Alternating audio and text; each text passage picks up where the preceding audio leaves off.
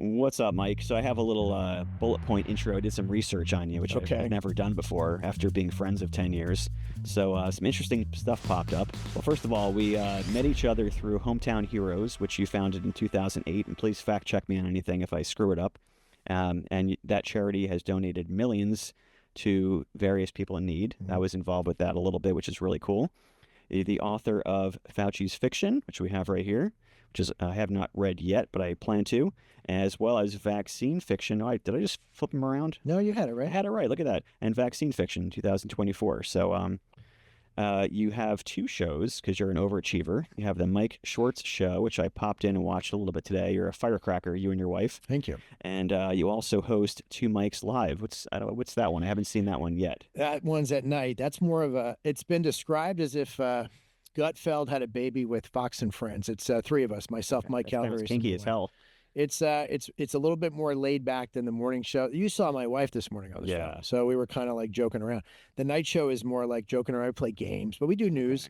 It's fun to watch, but it's a little bit of a break for me. Okay. So I got two co-hosts that I can kind of pair off with. Going off on a tangent here, but this morning on the show you were saying how, and I want to bring this up now because anyone that's either reading the headline of this episode or is listening to the past 3 minutes is going to like peg you as like one of those guys. You said specifically you're not a Republican. Mm-hmm. You said you're more of a constitutional something or other. Constitutional conservative. A constitutional conservative. So I want to dig into that a little bit, but it is interesting how divided and obsessed with labels that we are. I'm sure you do as well. I have so many close friends of many, many decades who are, some of them are way on the left, some of them are way on the right, most of them floating somewhere in the middle. Yeah.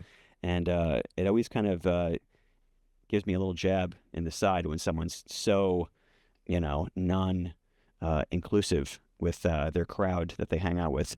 But maybe we'll get into that. You're also a comedian, which I would love to go to one of your shows. Sure. I don't know how often you do them. Depends on when I get booked. Around here, you can see me at Catch a Rising Star. I do that a lot in Princeton. That's how I got my start with Catch. Okay. Susie Yango is a good friend of mine. She owns the company. And when I was down in Key West, when I lived there, you could catch me 3 times a week at Comedy Key West. I was constantly performing.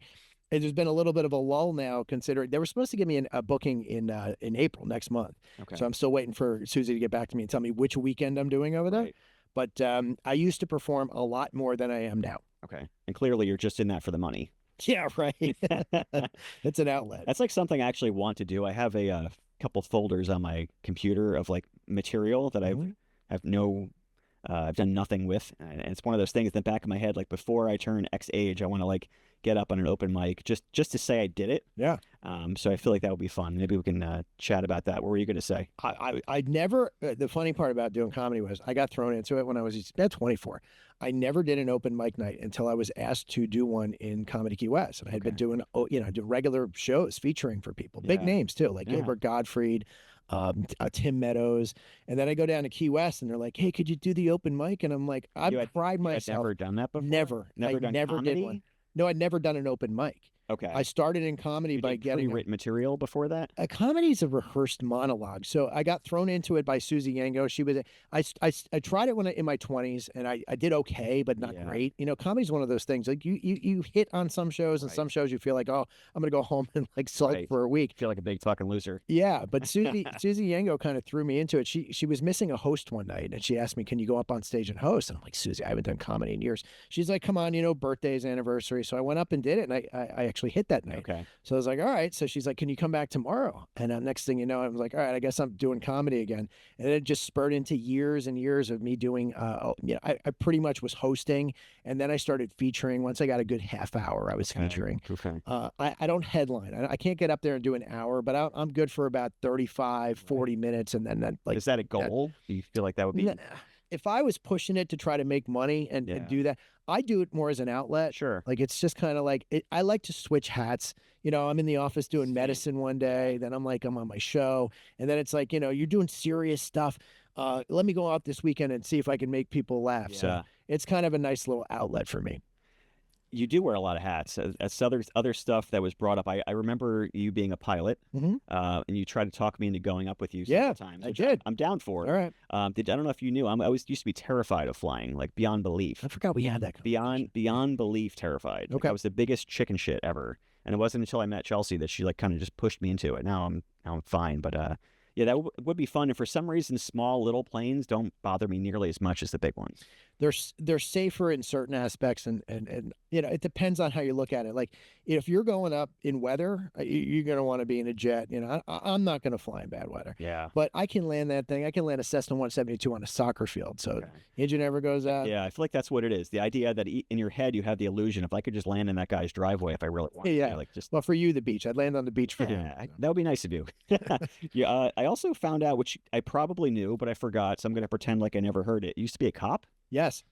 You didn't know that? I probably did, but surprised me. Midlife crisis. I was in business. I started off as an entrepreneur. I moved out at 15, started my first company at 17. When I was about 20, oh God, I was 20. How old was I? I was 28 at the time. I graduated the academy when I was 29. So it was midlife crisis for me. Okay. I'd lost a huge contract with the business that I had, and I had been an auxiliary police officer in Toms River, volunteering. And I was talking to my good friend Tommy, and he goes, "You like doing that? Why don't you become a cop?" First instinct was like, I don't want to do that. I don't want to do that the rest of my life. And then all of a sudden, I guess he planted the seed. So as I was trying to figure out my way through life, I contacted a couple police chiefs, and they're like, "Well, I'm my friend Tommy Boyd in Seaside Heights. Okay. I'll hire you." So I said, "All right." So I filled out the paperwork. Next thing you know, I'm in the academy, my head shaved, and I'm standing there parking lot day thinking, I can't do this the rest of my life. But I made a commitment. So I did 6 months in the academy. I worked 5 years. I did part-time hours. I never went full-time with it. Yeah. Loved it, but didn't love it to the point where I said, this is going to be my life. Learned a lot, met a lot of great people. You could say that you did it. It's one of those things. I've done so much, political consulting, police officer, when you are having a conversation, it makes you more interesting, obviously, because you can kind of relate to different things. I sat on a plane once. I was sitting next to a CEO of this energy company in first class one day. I never sat, I try not to sit first class because I don't want to spend the money, but I got upgraded. So I'm sitting there next to this guy. Sure. And we had a conversation. It started with like the Yankees. Then we started getting into energy, what he does. And I have a lot of friends in that business. Then we got into politics. Then all of a sudden it was like police stuff. Right. Then it was comedy stuff. Next thing you know, he's jerking you off. Like, yeah, we got off the plane. He goes, "You're the most interesting person I've ever met on a plane." I'm like, "Thank you." I think because we just talked for 3 hours straight. But I guess it rounds you out in certain aspects, I guess. Okay. So. And perhaps the thing that you can brag about most is you have one hell of a great head of hair. Is that from your dad? Real. No, my dad told me that I would start losing my hair at 30, because he started thinning out.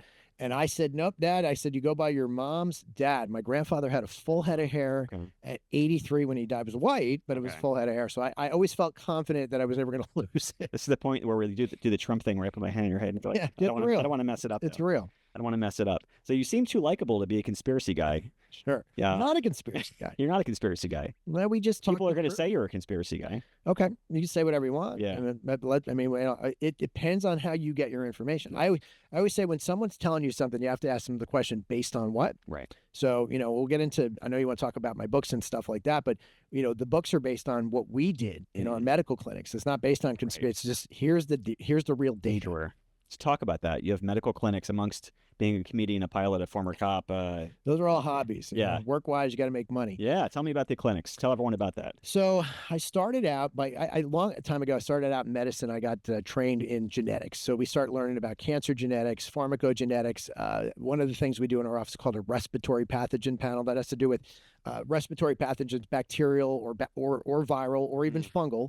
There's a lot of them out there. And when we started our medical clinic, the first one we did was a travel clinic. So we would go out to police departments, school districts, and we would do their wellness exams for them.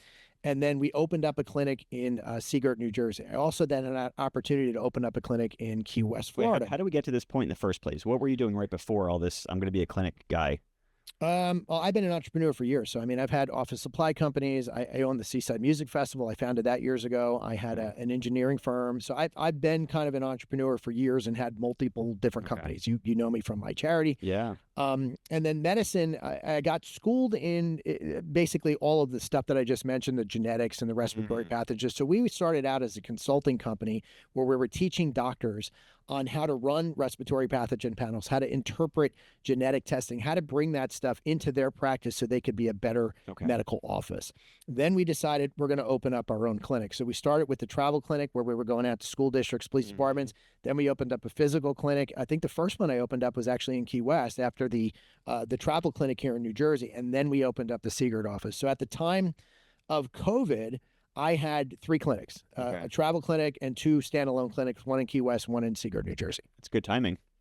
Well, the Key West kind of was spurred on from COVID because we started on the travel clinic side, all of my travel clinics clients started to cancel as COVID came about, right? So I was on schedule to do a couple school districts where we were going to go run wellness exams, and all of a sudden COVID kind of appeared in the news, and I had people calling me up saying, "I think we're going to cancel," and I'm like, "Cancel for what?" Because I'm trying to keep my business together. We thought we were going to go bankrupt. And I'm like, "What do you mean?" They're like, "This COVID thing." I'm like, "I don't think it's going to be as bad as you think, but we'll see." And then the next thing you know, like I had no work. Everything dried up. Everything just overnight just canceled.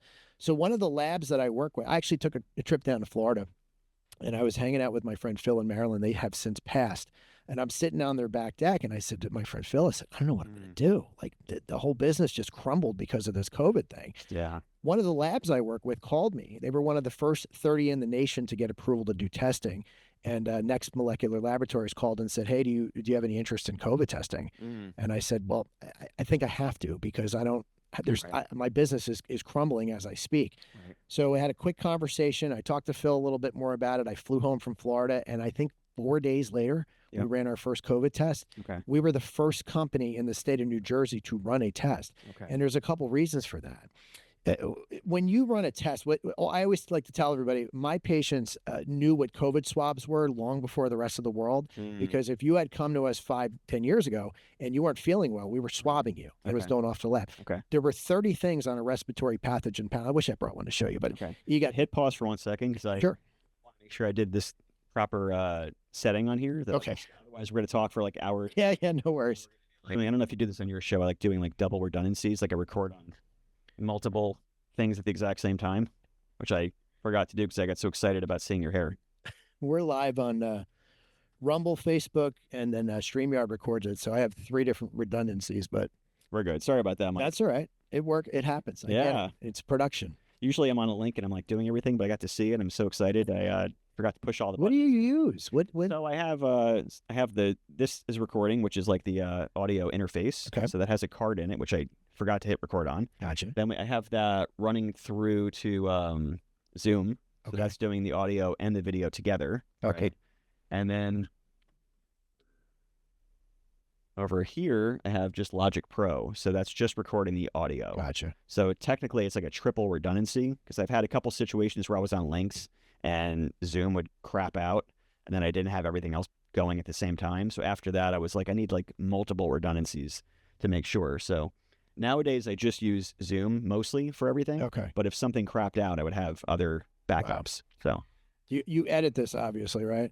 Since I only edit out my stupid things that I say. Now, I generally don't edit too much, but if I, what just happened, we might edit that out. If something's like, completely retarded, then I edit it out. Otherwise, sometimes you got to edit all of me. Sometimes it's funny. I'm completely retarded. You got to edit all of me.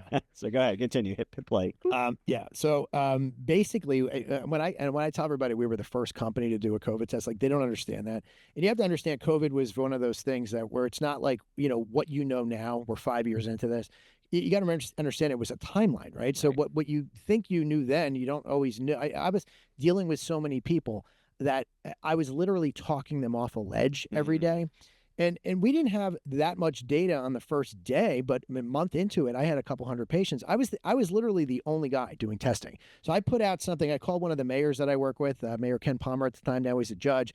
And I said, "Hey, we're going to start rolling out COVID testing." He goes, "Oh, can you help out my town?" And I go, "Sure." Next thing you know, I'm getting calls from everybody. I put one post out on social media, and word started getting around that this guy had access to COVID test. We had done, again, as I said, respiratory pathogen panels for years. Okay. So there were 30 things on that thing. So you got parainfluenza 1, 2, 3, 4. You got flu A, B, C, D. There's a flu D. We don't test for D, but there's a whole bunch of different things on this panel, right? And you have to understand what somebody has. We did proper testing before anybody understood what proper testing was. But if you had come to my office, we were going to guess. The doctors now who do a rapid COVID, rapid strep, rapid flu, it's like, well, what about the other 28 things? Right. So if you came to us, we're going to test you. It's going to go off to the lab. I'm going to tell you tomorrow, is it viral? Is it bacterial? Or is it fungal? There's one fungal pathogen. But they all require different treatments. And a lot of times you get what's called co-infections. That's something we learned during COVID, and we can talk about this. But when you have 19,000 patients, which is what we acquired, and you run 44,000 tests, you see COVID very differently than the person who has this myopic view of, well, this is what happened to me. So we can kind of get into that, but it paints a very different picture of what people understand COVID to be. Most of the time, and I say this, I was saying this on my show this morning, talking about doing your show, a lot of the hosts don't really know what questions to ask, because I always tell everybody, read my book and both books, get on the same baseline as me, and then we can have a real interesting conversation about COVID. But every time I do an interview that's like a 4-minute thing on Newsmax or Fox or whatever station has put me on, you're never going to get the information that's in the book out to people. So a lot of times the hosts don't know what question to ask. They're asking me questions that would be relevant to chapter 1 in my first book, where I'm already 28 chapters down the road. Right.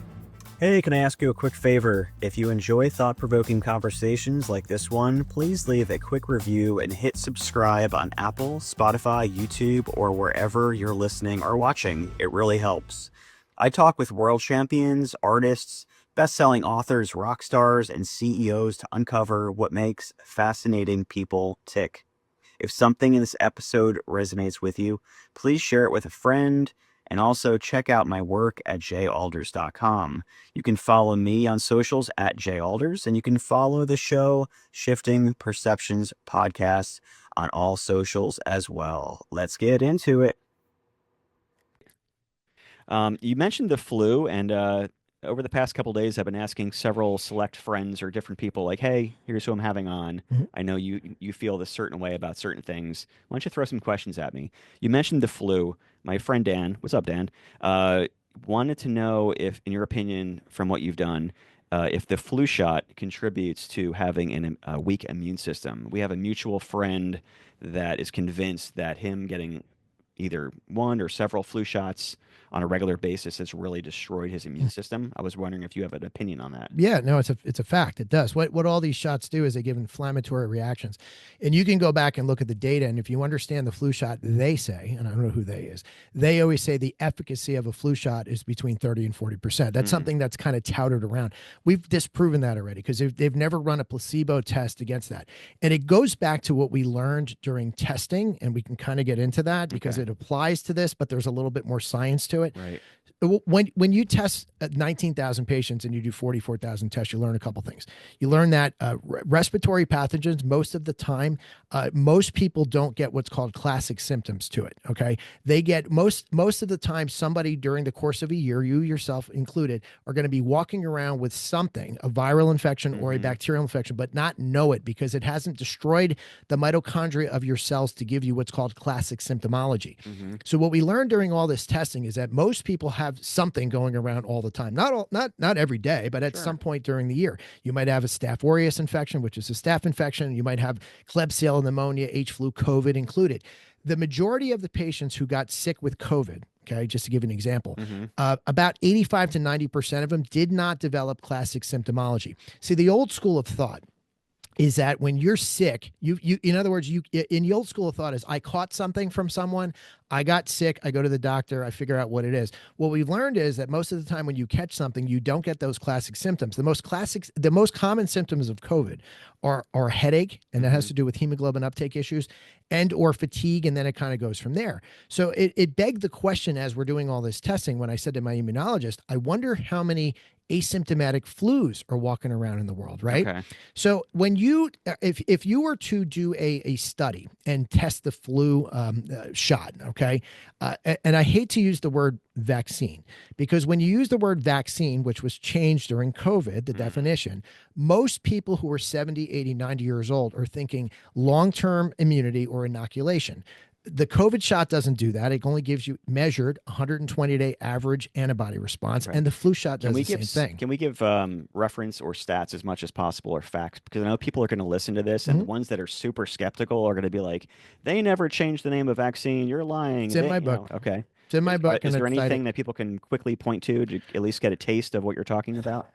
If you do a little research, you will notice that the language was slightly changed, not to completely avoid an infection, but to offset, basically. That's not the wording. It's in my book, but it's been so long since I wrote the first book. If you do a little research, you'll notice the CDC slightly changed their definition to include things that would help prevent or help offset, not entirely prevent. So when you say the word vaccine to somebody who's 70, 89 years old, they're thinking long-term immunity or inoculation. Polio shot. They're thinking something else. But that's very different. So again, and this is, we could have this conversation for 4 hours. And the problem is sometimes when you get a question, it's like, well, I kind of want to explain this first before I answer it, because you got it in perspective. So the word vaccine, right? Yeah. Vaccine is, again, when you look at that definition, it applies to what I'm trying to tell you. When vaccine, there's so many different types of technology. So when someone says to me, oh, Dr. Schwartz is anti-vax, or Robert F. Kennedy's anti-vax, I go, you don't know what you're talking about, because you're putting the word vaccine and you're using that to encompass all of this different technology. The polio shot, the polio vaccine is live attenuated. Okay. That technology is much older. It works a lot better. What we see now in a lot of these newer shots is subunit, viral vector, mRNA. So I'm very specific when I talk about vaccines or shots, because the technology is like comparing apples to oranges. Okay. So when you're looking at the polio shot, that's live attenuated. Same thing with MMR. You have a lot of people now who are afraid to get an MMR shot. Well, look, all of these shots cause an inflammatory reaction in the body. All right. Yeah. So when to your friend's question, Dan's question, yes, it can destroy your system. In fact, I tell you a personal story. My stepmother, who I don't talk to, she's like on another planet somewhere. Her father got paralyzed from a flu shot and eventually died of complications. She would never get a flu shot because of that one myopic view. In totality, the MMR shots, when you look at the aggregate of people who get them, don't get you won't have anomalies that are through the roof, right? But when you look at the data, and I have a lot of that in my new book, when you look at the data from the mRNA shots, it's like off the chart. So you see all of these medical issues and anomalies, vaccine-related injuries. The most of them that you see are from the mRNA. Then it kind of goes down the list to viral vector, then subunit, then live attenuated. So in the aggregate, in the totality, it's like, look, your parents, you make your own choice. I'm not somebody to tell you to make a choice. I'm the guy that's going to analyze and point out the data and show it to you, and then you can kind of figure it out from there. Right. Would I have recommended a COVID shot that was mRNA? The answer is obviously no. But there's two reasons to do that. There's two reasons that I did not recommend a COVID shot. You got to remember, again, this all happened in a timeline. So I had tested and treated patients for, I don't know, almost a year before the shots were available fully to everyone else. I had 19,000 patients. We did 44,000 tests. If you were one of those patients and you came to me and said, Mike, do I need this shot? Well, let me base it on this. We didn't lose one patient during COVID. I only had 4 go to the hospital. I could see the timelines because we did something a little different during COVID. We recorded the data differently than anyone else, which means we have the largest amount of horizontal data in the country. Why do I say that? It's important to understand that data, you can't just look at COVID as negative or positive, because it's not. COVID is either negative or positive with caveats. Those caveats are, do you have a co-infection, which we always tested for if you had symptoms? What's your CT value? That's your viral load. That becomes very important. Do you have a comorbidity? And also the other thing that's even more important is we recorded symptomology on every single patient. So every time I got a positive, you get a phone call from me, and I would say, hey, Jay, it's Mike from My Wellness. You're positive. What are you feeling? And we record all that. Okay. So when you put all that in perspective, knowing all that and having as much data and knowledge as we did, if you came to me a year down the road when the shots came out and said, do I need this? The answer was a laughable, no, you don't need this. All my patients are recovering. They're all fine. This thing's not going to kill you. You're going to get it. That's the bottom line. So that was the first reason. The second reason was it didn't work. We're also recording patients. You got to understand, every conversation that I had in the first couple months of COVID, I'd call a patient and tell them they were positive, and they'd say to me, "Well, I don't understand how I'm positive. I was wearing a mask the whole time," and to which I want to roll my eyes and laugh. Now, of course, when the shots came out, now I'm calling patients 4, 5, 6 months, 7 months down the road after they got shot, saying you're positive, and they're going, "But I don't understand how I'm positive. I'm fully vaccinated." Of course, you want to roll your eyes again, because we knew, based on how the shots were manufactured, these shots weren't manufactured like a polio virus. They weren't a live attenuated shot. It wasn't going after the whole of the virus. It was only affecting the spike protein.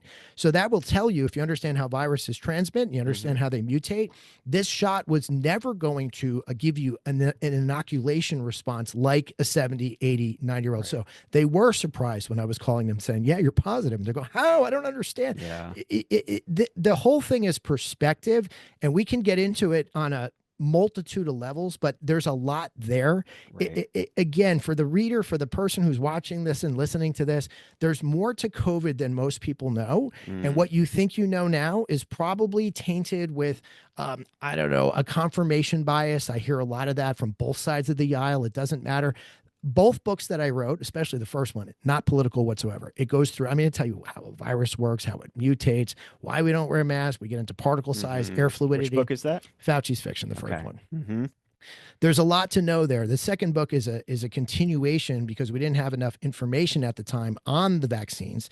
First book will tell you a lot of anecdotal stories about what we were seeing early on. Patients getting these shots, coming in all of a sudden, joint issues, heart issues, like immediately, where you can see cause and correlation. The second book picks up on the metadata now and shows you charts and explains why. And when you kind of put them all together, it makes a lot of sense, but you're never going to understand COVID in totality unless you kind of understand the first book, which is like, here's the basics, like, how long it takes to mutate, incubation periods. There's a lot of information there that when you understand it completely, COVID looks completely different than what you think you know. I think one of the most difficult things for people to navigate during the past 5 years is friends of mine on one side have their set of experts with their set of data and their books. Friends over here have their set of books and data. Both of them say, "Here's my data," and then people throw links at each other on Facebook. Here's this. Here's like 14 links. This proves I'm right. Here's my 14 links. This proves I'm right. It's hard for people in the middle that have normal lives, don't have 17 hours a day to do all this, to know what any truth is anymore. What we were saying during COVID, we've been proven right over and over and over again. And most of the time, the media would catch up a year down the road, and then they'd start parroting what we were saying to our patients. I wrote the book late because I didn't have time. I was so busy analyzing and working. We were literally on sites every day. Right. We weren't, you got to understand, sick people go to the hospital or they go to the doctor's office. We were also testing police departments, school districts, nursing homes that forced their patients or their staff to test weekly. So when I say horizontal data, that's important. When you test the same cops every single Wednesday for 3 years straight, not only with COVID testing, but then also run antibody tests, blood tests after infection, after shot, you have data on all this stuff. Right. So what I always ask people when they try to throw stuff at me, I go, it's based on what? That's the most important question. How many people will come and argue with me? And I go, how many patients did you see? The answer is always none. They'll argue with me about testing. I go, how many tests did you run? Like, how many times did you talk to your immunologist? I talk to mine every day, and he's down in Texas. We would get on the phone every day and compare the numbers and talk about how the data was important, not just what we were seeing, but with what other clinics were seeing. The labs that we work with used to work with, hundreds of different facilities all over, the country. So you're comparing numbers, you're talking to other practitioners, comparing what you were seeing with what they were seeing and doing. So there's a lot more to it than what people think they got from a biased article or somebody who might have written something that they didn't even have the experience with those patients at that time. It gets very frustrating, but the truth is in the middle somewhere, and it's not that hard to find. I feel like one of the narratives that people that might be opposed to the things you're saying, some of the things they would say is, why don't you trust the medical system? They're saving thousands, hundreds of thousands, millions of lives every X amount of time. I have to trust my doctor. Why don't you trust it? I didn't say I didn't trust it. Okay, I mean, but be specific, right? Yeah. I'm real specific when it comes to COVID because we did this for such a long time. Let's not even just say, let's just lump it together, because people are going to say that are opposing, you're anti-vaxxer, you're this, you're that, throw the labels at you. I guess maybe let's start there. Where are you with that? Do you label yourself as anti-vaxxer? Do you label yourself as vaccine hesitant? Do you have a label at all? No, I don't think I do. Again, when it comes to stuff like that, I'm very specific. I can tell you that I wouldn't get an mRNA shot if you paid me. It always comes down to risk versus reward, right? So when you look at mRNA and you look at what Dr. Malone actually invented it for, mRNA was specifically, they were looking at it for cancer. And now we're talking about that now. If you see what the White House is purporting, everybody's saying, hey, we could have a lot of great, success when you look at mRNA in cancer. When you have a cancer patient who, when you could develop a shot that is going to attack those cancer cells, the risk versus reward profile is much different than me giving you an mRNA shot that, number one, isn't going to work, that number two, you don't need. And now I'm giving you an experimental technology that's going to cause a cytokine storm in your system, which is the risk versus reward doesn't make any sense. It's stupid. It's just pure stupidity. It all comes down to logic, right? Same thing. I was having this conversation with somebody the other day about a Shingrix shot. And somebody said to me, like, would you recommend a Shingrix shot? And I'm like, well, Shingrix shot. Shingrix is for shingles, for people over 50. If you've had the chicken pox, you got the shingles virus dormant in your system. And you talk to some practitioners and they'll say, yeah, I think so. And then some practitioners will say, it's really not big of a deal. When you understand where the information comes from, it comes from the CDC. So you get a lot of doctors who were recommending COVID shots during COVID. They had no experience testing or treating COVID patients. They would look to the CDC and say, over 65 comorbidities. Yeah, you should get, that's the recommendation that came out of the CDC. What we learned is they were wrong. They were completely wrong. You have to understand, you have to ask the doctor who's giving you this advice, what's it based on? And we realized that most general practitioners had no idea when it came to COVID. They were all wrong. Again, I didn't recommend the shot for multiple reasons. You'd have somebody come to me who was 65 with comorbidities and say, but what do you think? And I'm just telling them what I see. Haven't lost a patient. I've got patients who are over 100 who've gotten COVID, who've recovered. They're all fine. Literally did not lose 1 out of 19,000 patients, had 4 go to the hospital. That was for a multitude of reasons. If you were in my shoes, would you recommend an experimental technology, again, for something that you didn't see working and for what your patients didn't need this entire time? The answer was always a laughable no. So it always comes down to common sense. But again, when you're talking about these shots, you have to understand the technology. I'm okay with a live attenuated shot. I'm okay because throughout the history of live attenuated shots, they seem to, the risk versus reward profile helps more than hinders when it comes to certain issues, right? MMR, polio, live attenuated. You're okay with those. I'm okay with it as long as you're okay with it. I would never sit and force that down somebody's throat. But if you're asking me my opinion on what I've seen in the aggregate of the information that's out there, live attenuated, it's not that bad. Live attenuated works and it's not that bad. Can it cause an inflammatory reaction? They all cause an inflammatory reaction. What we saw during COVID was these mRNA shots were causing such cytokine storms that it would inflame areas of instability. So the woman who would have a joint issue at 40, it's now coming out at 20. The man who would have a heart issue at 70, it's now coming out at 40, right?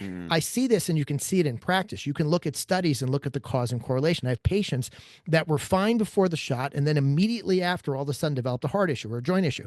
Think about the cognitive distortion that comes out of the doctor who recommended this based on not doing this in practice like we did, but watching the CDC narrative.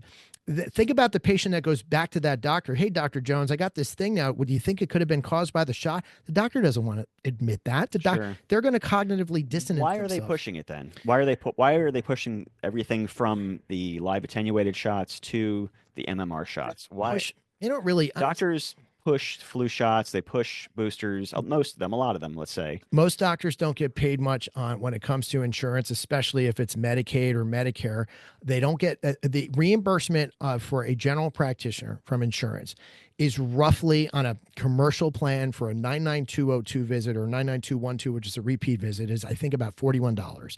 That's for and for an MD, it could be as high as I think it's 15% higher. So figure $50 in that range. After the biller takes their percentage, you're left with, if it's an NP, $35. So you're left with $35 a visit. Imagine that.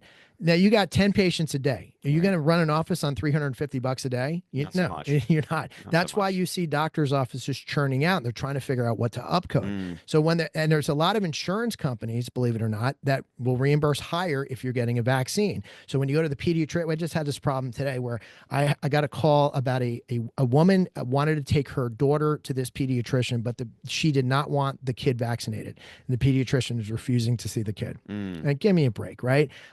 We'll see the kid. We don't care. I don't do that. We're not in medicine. That's not that uncommon at all. Like when we first had our children, it was interesting seeing not only us but our peers that were also having children. A large range of views. Some of our friends would seek out doctors that would allow them the opportunity to not get every single vaccine. Some were on board. Let's do all of them right at this exact second. Yeah. It's been a weird 5 years for that because, like I said, I'm pretty open-minded with my friends. I have friends of totally different views, and it's unignorable that the largest percentage of my friends that are or were more holistic based, going to yoga, wearing the beads, eating tofu, more hippy dippy, drinking wheatgrass shots, not doing the vaccines. Over the past 5 years, they flipped politically, which is very strange because 5, 10 years ago, they were the most left-leaning people that you knew. That's flipped. It's been a very strange world seeing where people draw the lines on things, who went this way, who went that way. And you're saying it's okay for or you're okay with live attenuated shots. Yes and no. But what about I'm hearing the echoes of the voices of those friends saying, what about the preservatives and the mercury and the aluminum and all that stuff and all the stuff because they're all loaded questions. So when you ask the question, that's why, like I said, we could literally talk about this for hours. Because when you ask the question, are you okay with? It's like, well, in what context do you want to put that? Yeah. Should we give all 70, how many shots do we give at one time after no, the answer is it's absurd. It is absurd. You don't have, are you going to have kids? My wife, I have any announcements today? No, I have a 19-year-old stepson. Okay. And my wife can't have any more. And we're at the age now, we're just we're done. Because when you have kids, that was the first time I've ever had a reason or an incentive to learn about all this stuff. And we went to, birthing classes, and it was like, okay, well, if you don't study that stuff, if you don't go to a class, if you don't go out of your way to read books, you don't realize the kid's born, they're putting stuff in their eyes, they're injecting them. It's like the kid was just born. Yeah. Like all my children, I had to literally stand next to them being like, no, the kid was born 3 minutes ago. Maybe you could not stick a needle in my kid. You have to actually be a bouncer with your children. And then it's like a couple days later, this shot they try to give you. And then, okay, let's chop their, let's circumcise them. And it's like, it's too much. The baby was just freaking born. I don't think they're in a Hep C risk right now. Can we just chill? My co-host was just asking me that. He's asking my wife's the practitioner. My wife's a nurse practitioner. So I manage medical staff. My doctorate's in business administration. I'm an analyst. So I take the data, right? Yeah. My wife is the practitioner. I understand medicine very well because this is what I do and I manage medical staff. But a lot of times people will come in and they'll be like, oh, Dr. Schwartz, and I ask him a medical question. I go, that's a Kelly question. I go, that's a this question. That's a Dr. Kim question. And we all kind of know. But what I figured out during COVID, and you can kind of see it, was that, the medical community has been trained one way.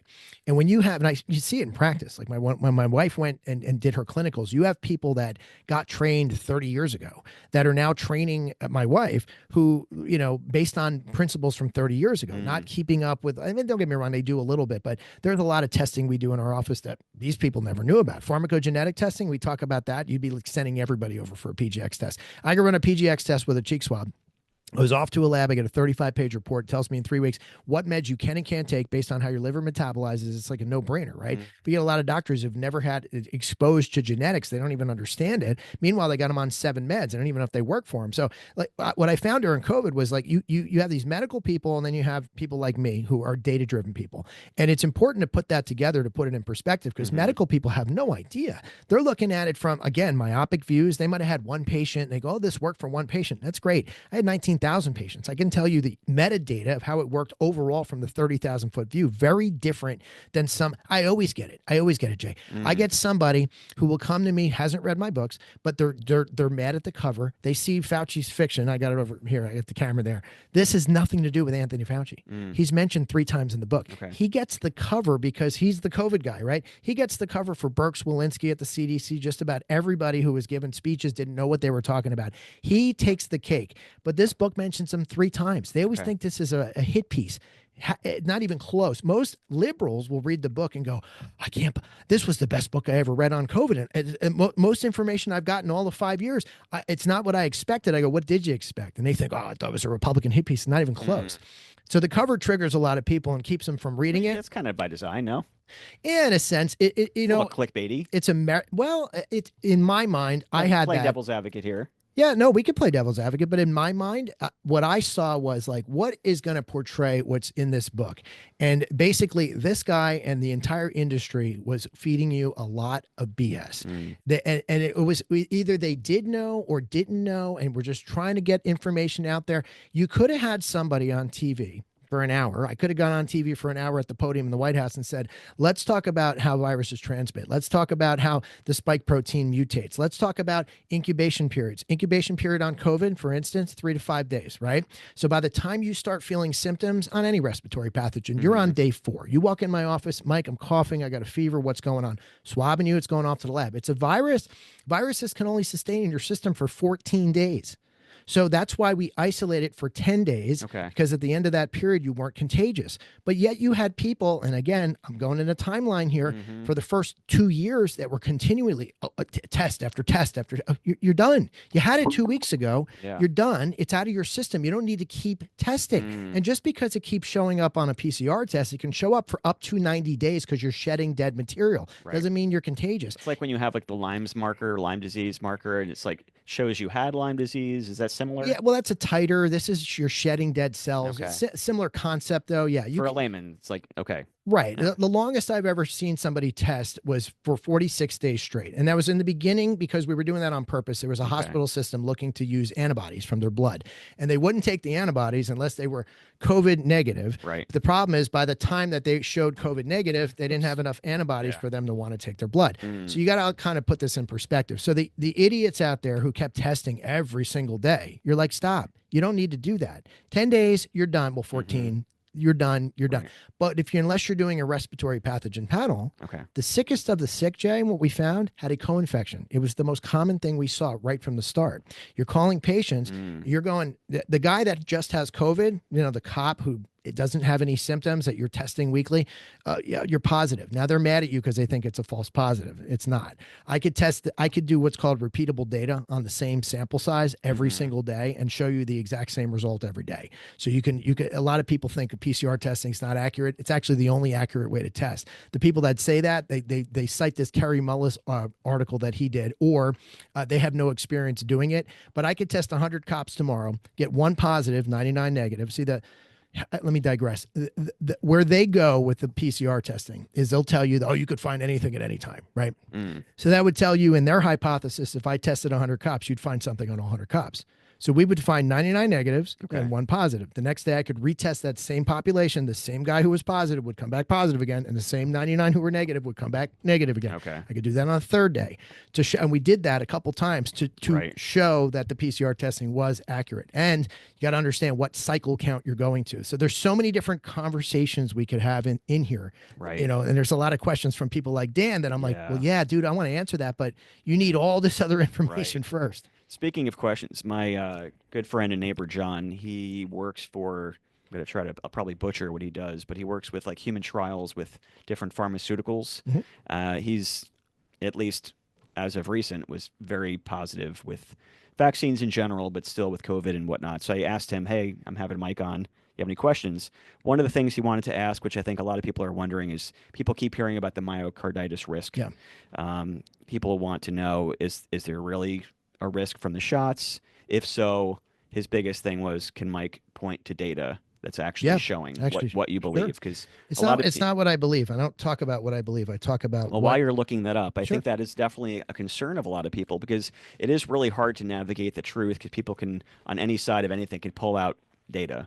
Well, you got to understand how the data is recorded. That's important too. See, again, every question you ask me, there's we got to talk about 20 different things to get there. Sure. The data goes into a system called VAERS. I'm sure you heard of that by now. Vaccine adverse events. Right. So what happens, and I interview a PA in the book to exemplify this, is a lot of anecdotal stories to go along with the data so that you understand it in totality. Harvard agrees with me that about 1%, I came up with the hypothesis before Harvard did, but they agree with me now that only about 1% of the information that's out there makes it into VAERS. So think about how that plays out. If you're ABC News, NBC News, and you want to report what's going on with the shots, well, you're going to see a certain number. Well, when you look in VAERS now, you see between 40 and 50,000 deaths reported by the end of 2024, roughly toward the end. I think it was September of 2024. Okay. Well, expound that out, multiply that by 100. You're looking at between 4 and 5 million. I had Ed Dowd on my show, he's an analyst as well, and he says between 7.5 and 15 million worldwide. And his numbers are probably right when you look at worldwide numbers. When you look at the numbers between, I can get into miscarriages, myocarditis, it's all in vaccine fiction, but it's important to understand that it's only about 1% of what's out there. Why? VAERS is tough. Well, when COVID came out is kind of when everybody learned about VAERS. I asked every single one of my practitioners, not just in my clinics that I owned, but in different clinics that I work with, said, did you ever hear about VAERS before this? And the answer was always no. Did you ever report anything into VAERS? Well, that's an obvious answer. Nobody I've ever worked with has ever reported anything into VAERS. When you talk to the people that do that, like this woman I introduced in my book, she was doing it for a hospital system up in New York. She got fired because the hospital system did not want her putting the numbers into VAERS. She wasn't just doing it for her patients. The doctors at her hospital system were coming to her saying, this is too cumbersome. It takes about a half hour to do. If you get kicked out of the system, you got to start over again. If you came to me and said, I think I have a vaccine injury, I have to pull all your lot numbers. So if you went to Walgreens and then you went to, Target, pharmacy, wherever you went, I got to go track all that stuff down. It's very cumbersome. And going back to what I said before about the cognitive dissonance of the doctors, they don't want to put it into VAERS. Not only is it going to take up all their time all day long, they don't want to admit that, yeah, there's something I recommended caused maybe this issue. Now, by law, they're supposed to do it, no matter what the issue is. And anyone can report their own case into VAERS, but most people don't know how to do this. So understanding it, read the whole chapter on it, I'll explain it more. But when you understand that in totality, you'll understand why only about 1% of the anomalies make it into VAERS. You can track different lots. We've seen issues with different lots. You asked me a question before about live attenuated. We've had issues with live attenuated shots in the past. Polio was found to be contaminated with SV40 at one time, which caused a huge instance of cancer. You saw that now in the mRNA shots. I have a microbiologist we interviewed in the book. Her name is Dr. Jancy Lindsay. She's a toxicologist and microbiologist, talks about what's actually in these shots. There have been samples of mRNA shots for COVID that have been found to have been contaminated with SV40, which we haven't seen contamination since polio. So there's a lot to unpack here. But when you talk about the numbers, to your friend's question, yeah, the data is out there. It's right in VAERS, and you can track it back to not just lot numbers. You can track it back to the actual types. Here's I'm looking at, let's see, anaphylaxis. I want to get to myocarditis for you. So here's pericarditis. Let's see, shingles. That was another thing. We knew about that long before. It's funny when the vaccines shots started to roll out, we started getting calls from clinics and then our own patients that were all of a sudden you were seeing shingles like crazy, because you can get Guillain-Barré from shots like these. You can get all of these different types of things that will come out that are dormant in your system. We started seeing shingles by like the truckload. It was like 32-year-old men coming in with shingles all of a sudden. Like why? It was an anomaly that you saw, but we saw that in the first couple of weeks. Here is pericarditis reported. Here is myocarditis. And when you look at these, and I'm not going to go through this in totality, it'll bore your listeners here, but we break this down by different type of events. And basically, Jay, what you see in here, you see it's always, here's pericarditis and myocarditis together by year. This is using VAERS as a this is government numbers. So what is that? 2010. So 2010 through 2024. You can see that it spikes 2021. There's a huge exponential spike. My mic is here you go. Exponential spike in 2021, and then all of a sudden the numbers start coming down. Let's go to the first one. I want to show you the numbers are constantly. I'm going to try to play devil's advocate as much as I can. So my friend John might be listening, or I'm sure he will be listening. Say, hey, John. And so he might say, okay, that's great. This is one source. Are there other sources of data that can be pointed to? VAERS is the source, but when you talk to doctors, you kind of go from like, okay, the overall aggregate of like your government numbers, which make it into VAERS. Then you can go talk to the cardiologist down the road. Right. You talk to the cardiologist down the road. I had a great conversation. I won't mention his name. He's my cardiologist now. We were sitting at dinner one night, And he said to me, he goes, I used to recommend the COVID shot. And he goes, and I stopped recommending it when I started seeing all these issues. And now I had a different conversation than you probably think I had with him, because I looked at him and said, what are you doing? He goes, what do you mean? I said, what were you recommending anything in the first place anyway? Okay. I said, you've never treated a COVID, like this is what we do on a daily basis. I said, when I have and need your expertise, I send my patients to you for those expertise. Right. I said, if anybody was asking you that question, you should have said one of two things. Go see Dr. Mike, because he does this all day, or the words, I don't know. Right. Because you had no idea. You were looking at the CDC for guidance at the time, and you dissuaded a lot of patients. That's why you've lost all this trust in the medical community. How do people know, as I'm looking at this, how do people know, just again, I want to play both sides here. How do people know, looking at this spike in cases of myocarditis is from the vaccine versus the actual coronavirus? Well, you would have seen it a little bit earlier. You see this in 2021. Again, the shots came out a year after COVID started.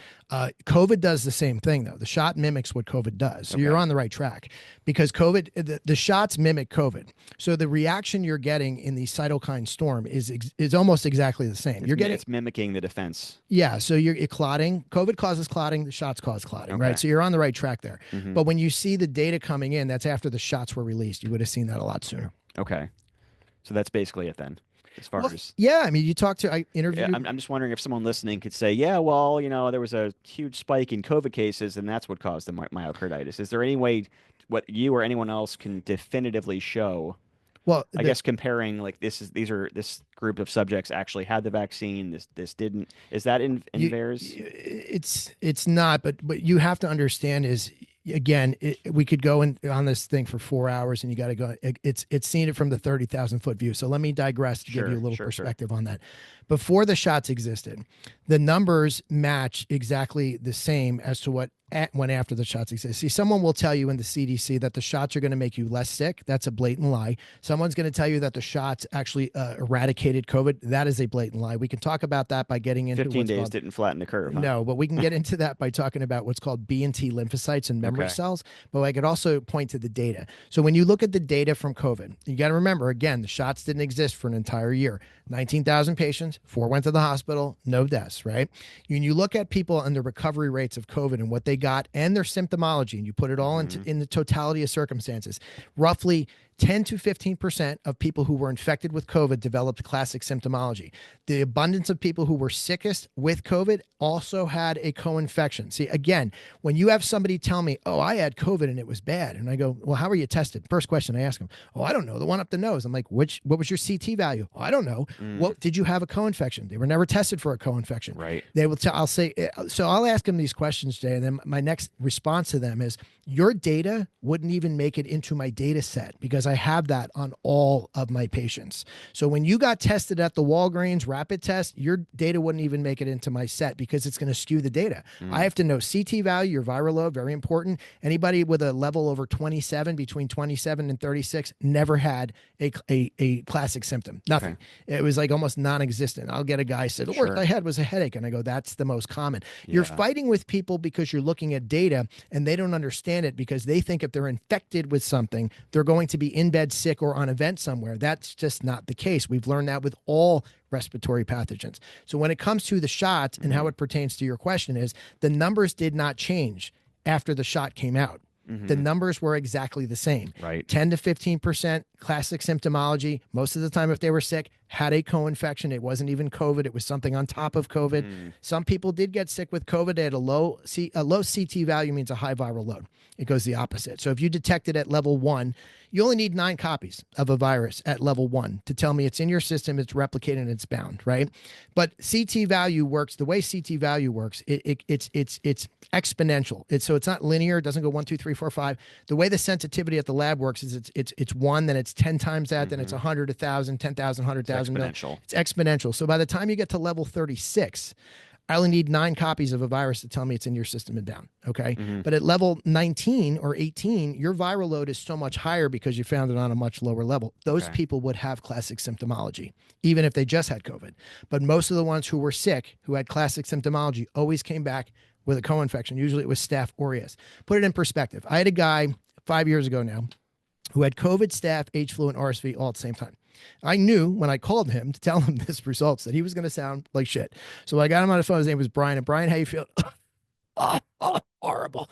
I said, yeah, I know you got 4 things going on. Jeez. Put it in perspective. Imagine if that was a year later and rapid test came out and he went to Walgreens and, oh my God, it's positive for COVID. I have the worst thing in the world. It's horrible. No, you were sick from the H flu and the RSV. You have to understand what you're diagnosing so you can understand how to treat it. You have to put that in perspective with viral load, with comorbidity, and recorded symptomology in order to understand that. We have that on 19,000 patients. That's why we have the largest cache of horizontal data in the country. Most people didn't record it that way. They were looking at it versus positive versus negative. You tell me a guy died in the hospital of COVID. Well, if you didn't run an RPP, I didn't know if he died of the flu. I had a woman who had the flu and COVID at the same time. I saw it twice. I mean, it's rare, but it happens. But most people will develop Staph aureus or H flu, which is bacterial, which you could treat with an antibiotic. There's a lot more to it than most people think. So when it comes to the vaccine question you asked, though, the numbers did not change. These numbers stayed exactly the same. In other words, we saw no appreciable effect of the shots. You could still catch COVID. You could still get as sick from COVID. Actually, the hypothesis changed slightly as you continue to get shots. And I said this to my immunologist. If you've never had COVID, and I said it's to Dr. Mishra, I said, if you've never had COVID and you get a shot, then you get a booster, and then you get another booster, I said, could you theoretically become sicker? And he stopped me and he goes, he's Indian. He goes, from the cytokine storm. And I said, yeah. He goes, that's a great hypothesis. That's what and I said that when the shots first came out. Then a year later, we started to see that. We started seeing people who were sicker because they developed a joint issue, a heart issue, whatever it was. And all of a sudden, when they got sick from any respiratory pathogen, put it in perspective. If you are in the pool of population that can die in the next 5 years, okay, a cold can bring you down, a flu can bring you down, COVID can bring you down. If I've weakened your system now from all of these cytokine storms, so these inflammatory reactions as you continue to get older, the next time you catch something that replicates in your system that starts destroying the mitochondria of your cells, that causes, classic symptomology, yeah, could you die from it? Absolutely. We've weakened your system. So that's what you're doing. You wouldn't run out and get 4 flu shots in 1 year, but here we are getting. Some people would, and they're misguided. And it's amazing how they will cherry pick. A lot of them don't even cherry pick articles. They just heard something on some channel. Well, I think a lot of people just trust their doctor in the most blind way possible, which is fine. I'm not saying it's fine, but you understand people, how doctors get trained. You understand when you understand a little bit more about the medical. I manage a lot of medical staff. I'm friends with a fair amount of doctors, and all of them we've had conversations and just about taking care of yourself, about eating well, and they all openly admit we didn't learn anything about nutrition. We didn't learn anything about taking care of yourself. Or genetics. Or building up your immune system. And it's just when you speak to doctors as friends and you realize what they were and were not trained on, it really opens your eyes to things. What we treated with COVID, and this was developed by my pulmonologist right from the start, we all decided that we were going to do the treatment of vitamin C, vitamin D, zinc, and electrolytes. That's all we used on every single patient. Now, when you had somebody who had respiratory issues, we learned about proning. I don't know if you know about proning. No. Proning, all you do is turn a patient over. So we do this in the hospital. They have rotaprone beds, and when they ran out of rotaprone beds, they actually had proning teams that would go around and turn the patients. Your lungs are primarily in your back. So when you're laying on your back, you're basically drowning in your own fluids. So we would turn the patient over. Their lungs would drain of that fluid. The alveoli would open up, and it could exchange more oxygen. So I would have a lot of patients that would call me up because everybody went out and bought those pulse oxes. So I have patients that call me up and they think I'm nuts because they go, my pulse ox is 88. What do I do? And I go, turn around on your stomach, take a nap, call me in an hour. And they're like, what? I think I'm nuts. And they would do it and they call me back and go, I'm at 95 now. How'd you do that? And I'm like, it's called proning. It's a way for your lungs to drain. We learned very basic stuff, but that's what we used during COVID. And what you saw, and again, going back to perspective and timeline, in the first month of this, I'm masked up, I'm gowned up, I'm driving to people's homes. Because at the beginning, to be fair, no one knew. We didn't know. Right. So I'm driving to people's homes thinking this could be the worst thing in the world. Meanwhile, and if you read the book, you'll understand it, I had COVID at the end of January in 2020. I caught it at Yankee Camp. I was actually at an event here, a political event with COVID. No idea because we weren't testing at the time. But as I started getting patients, I started realizing what I had was COVID. Couldn't taste, couldn't smell, had it for like 4 weeks. It was a nasty cough I couldn't get rid of. And here was the kicker. As I started testing people, at some point, look, I could tell people, come out on your porch, and I'm staying away from them to try and test them. But at some point, you got a sick 95-year-old, and I'm like, I got to go in the home. You're putting on an N95. You're taking it off the proper way. You're trying to wipe down. COVID is so small. You could fit 500 million particles on a pinhead, okay? It is that tiny. You got to understand. 500 million. Yeah, it's very tiny. It's a lot. So when you understand COVID in totality, Dr. Lydia Baruba is quoted in my book. She's at MIT. She did a study on particle size and breathing in a room. Here's what people don't understand about COVID, and the mask thing drives me nuts. We don't wear masks for viruses. All right, it's the second dumbest thing I've ever seen in my lifetime. Even N95s. You can wear an N95; it'll give you the most protection that you can get. But the minute you go to scratch your nose and break the seal, you've rendered it useless. And when you understand this, think about the amount of particles you can fit on a pinhead. Particle size is important. Air fluidity is important. Talk to Dr. Lydia Baruba. Anything smaller than 0.25 microns is so small it doesn't settle by gravity. They're floating around in the air. I always demonstrate that. I don't have it in my pocket here with my vape pen. I take a puff, I blow it, and you see it kind of the steam just hanging around in the air. When you are symptomatic with COVID and you are coughing and expelling particles, it only takes one live particle to infect you. One, that's it. So when you're walking around amongst millions and billions of particles, all you're doing with that mask is making it worse for yourself, because you're probably causing that staph infection by breathing in you're causing an area of to breed bacteria. So that we don't wear masks for viruses. It's the second dumbest thing I've ever seen in my life.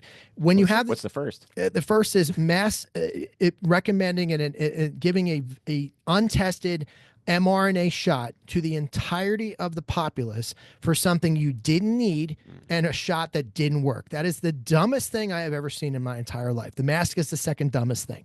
There's a lot of dumb things we did with COVID. I think that also when they have the mask hanging with their nose sticking out of it, I'm like, what are you? That's virtue signaling probably at best. But I mean, we don't do it. I had people come into my office going, "Why aren't you wearing masks?" I go, "Well, what do you do for a living? You're an accountant? Great. I don't come to your office and tell you to fill out my my tax return for my nonprofit. Don't come and tell me how to do my job." But we explain that in the book because it's important to understand. If you realize air fluidity, one particle, one live particle, I mean, it is so ridiculously dumb to think that you're wearing this loosely fitted bandana on your face and you're going to help yourself from a virus that is you're not.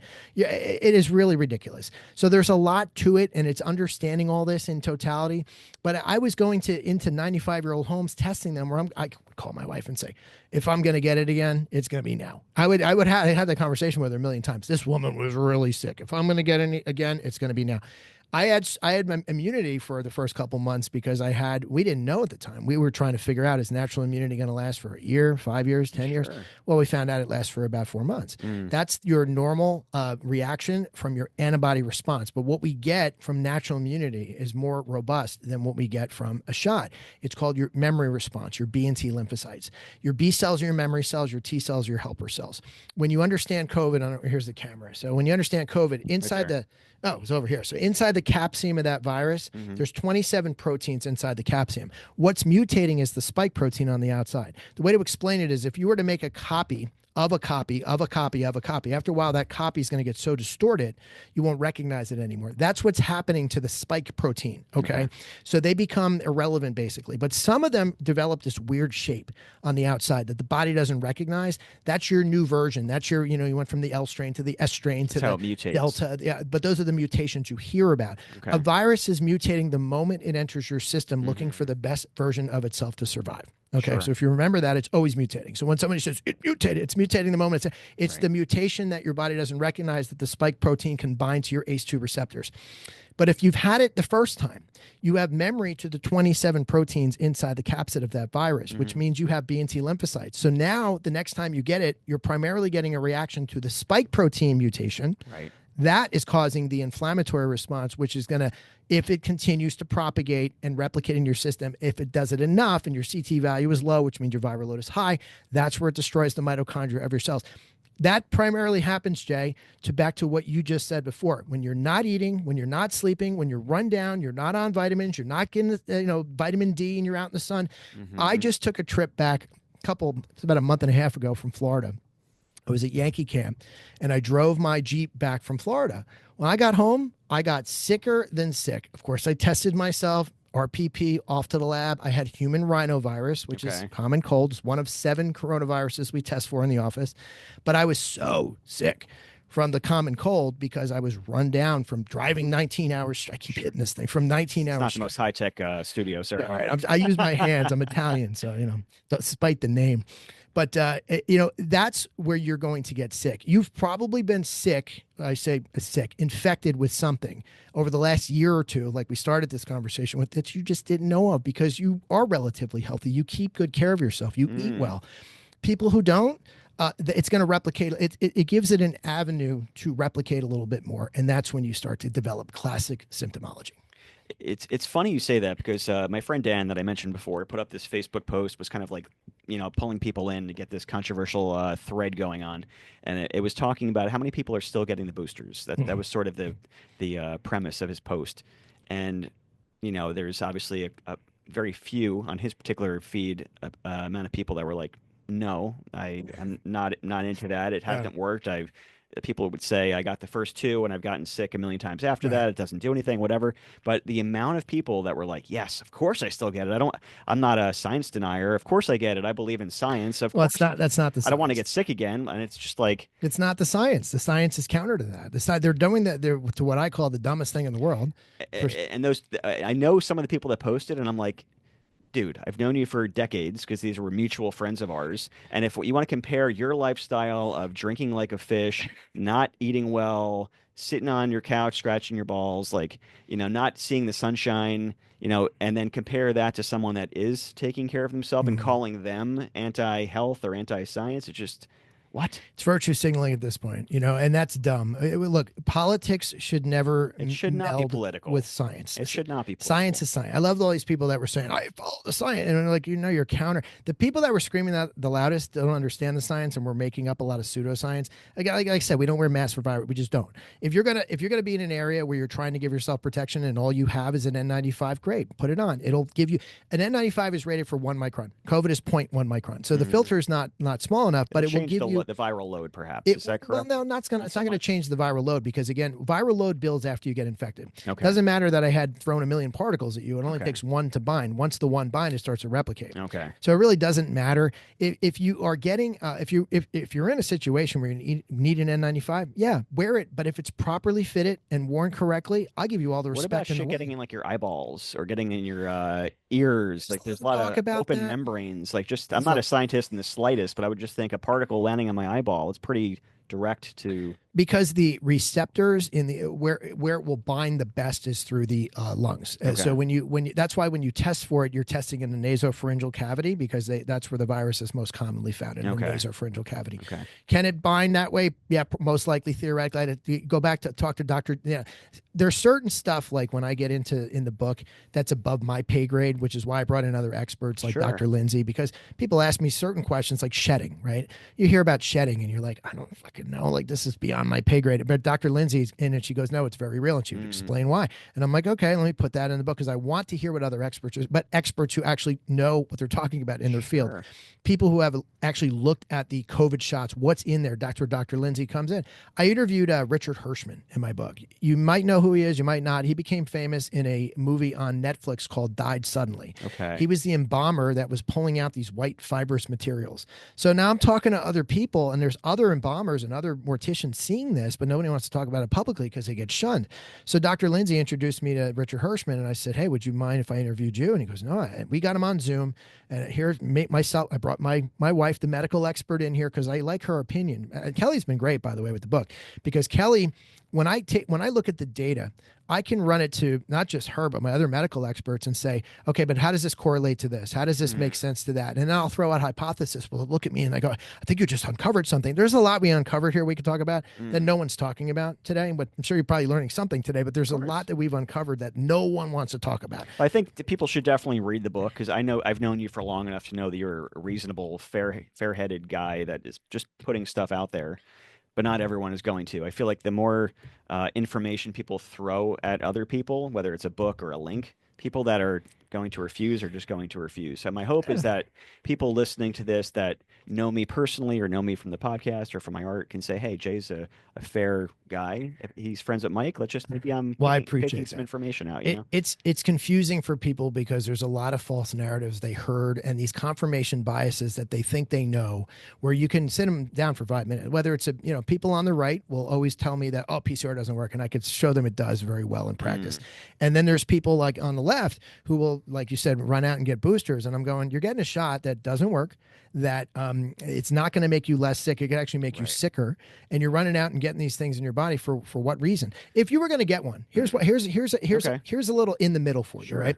Novavax came out with a live attenuated version of the COVID shot. Now, you know how I feel about live attenuated. If you look at the data from the Novavax shot, almost no reports, there's some, but like compared to mRNA, it's like, and you see it in the charts, like nothing. If you're going to run out and get a booster, go get the Novavax shot. It's live attenuated. It's older technology. It works. I don't have an issue with that. I won't feel like you're going to run into my office in 3 months with myocarditis or pericarditis or a clot somewhere and need a fasciotomy because you got a clot in your calf or something like that. I'd feel much better about that. So if you want me to be, in the middle, go nuts. Go get live attenuated. If you're running out getting mRNA, you're a complete and utter idiot. Let's go back to that, because I think people will hear you speak and all of a sudden put you in this group of you're anti-vax. Same with RFK Jr. I'm anti misinformation. I would like to give people that are perhaps more in the middle, which is, I think, most people, some either advice or things to think about or research. So if people are thinking, hey, I'm not anti-vax, and hey, I'm not super pro, I'm not going to put every single thing in my kid, there's somewhere in the middle. Is there a place where, giving their kids MMR or other types of the polio, where you said you're okay with it, at least in theory, but I have a group of friends who are not okay with it because of, quoting them, like mercury, aluminum, preservative, and the risk of overloading too many at the same time, autism, all these different hot button trigger topics, And they're right. And they're wrong. But you're saying it's okay, but it's not okay. So help people navigate. Because again, the questions are loaded, right? It's like, do I think all these shots should be given at one time? No. And most people would tell you no. And I work with great pediatricians who have looked at this and say, no, these other pediatricians are idiots for wanting to do this because they're just turning out money. In reality, I have a pediatrician that my wife did clinicals with who says, no, I space them out like a lot further than they're recommended. And he goes, could I get in theory trouble for that? He goes, well, the insurance company's not going to like it, but it's not right for the patient. That's the problem. Insurance dictates how doctors treat patients, and it should never be like that. Just like science should never mix with politics. That's why I don't write about it in the book. I had a guy on my baseball team he says he's in the middle, but when you talk to him, I know he's a little bit more on the left. Great guy, he's a great catcher, and we've been playing baseball together for years. We go down to Yankee camp, we play down there, and Craig I'm going to mention his another name. hat you wear, a baseball player. Yeah, I do the Yankees fantasy camps. I run their tournament team, which we're not doing this year because of the stupid the Tarpons are now using our stadium in Tampa. Okay. Long story, but I play down there a couple times a year. And Craig said, you know what? He goes, normally I wouldn't buy this, but you're my friend. I want to buy this book. Now, he's on the left. So he called me up one day. He texted me and he goes, I want to call you tomorrow and talk to you. I finished your book and I want to talk to you about a few things. So I was like, oh, was Craig going to go? Yeah. So next day he called me. He goes, Mike, I got to tell you, this is the best thing I've ever read, like on COVID. He goes, this is amazing. He goes, everybody needs to read this book. And I said, well, I wasn't expecting that from you. He goes, well, I wasn't expecting what's in it. He goes, I thought it was going to be political. I thought it was going to be this. He goes, but you have so much good information. He goes, the entirety of the country needs to read this. And I go, well, thank you for thinking that. I've thought the same thing. We tried to get that information out there, but we got so much censorship. I'm sure you heard of the White House Judiciary uncovered the Congressional Judiciary Committee uncovered emails from the White House asking Amazon to censor books on COVID and the vaccines. My books were 2 of those books. I got 3 letters back from Amazon when I tried to spend money to promote on Amazon saying we cannot let you promote at this time due to current events. Okay. Right. Then we later uncovered that was the White House directing Amazon to not do that. My free speech has been impeded, but so has the country understanding it. Now we've gotten so far away from the first year of doing this that people don't care. They have COVID fatigue. They think they know everything. I get people on the left who get mad at me. I get people on the right who get mad at me. I'm going to tell you like I see it. I'm going to tell you, but ask anybody who's giving you this information on COVID, how many patients they had, how much data they analyzed. The answer is it's never going to even compare to what we saw. I don't have an agenda in this. We were trying to save the entirety of the world. We were telling everybody in the first month, this is stupid. The mortality rate of this is going to be about that of the flu. I predicted that in April of 2020. Okay.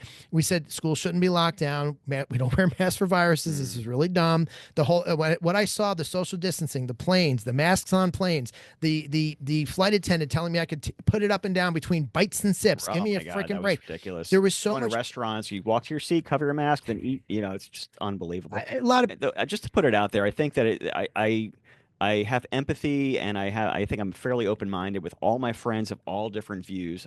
The one thing I put my foot down on is mandating people to think a certain way, to do a certain thing, et cetera, especially when it's, the first couple weeks of the pandemic was terrifying for most of us, right? And then it got to the point where it's like, okay, I had 3 friends with COVID. Okay, I've had 20. Okay, I've had 100. Okay, I've Right. had like And they're all fine, every right? single person I know, with thousands of people have had it. One was really bad Sure. out of everyone I know. Everyone else was fine. Okay, but hold on. The Yeah, one that was really bad, did they have co-infection?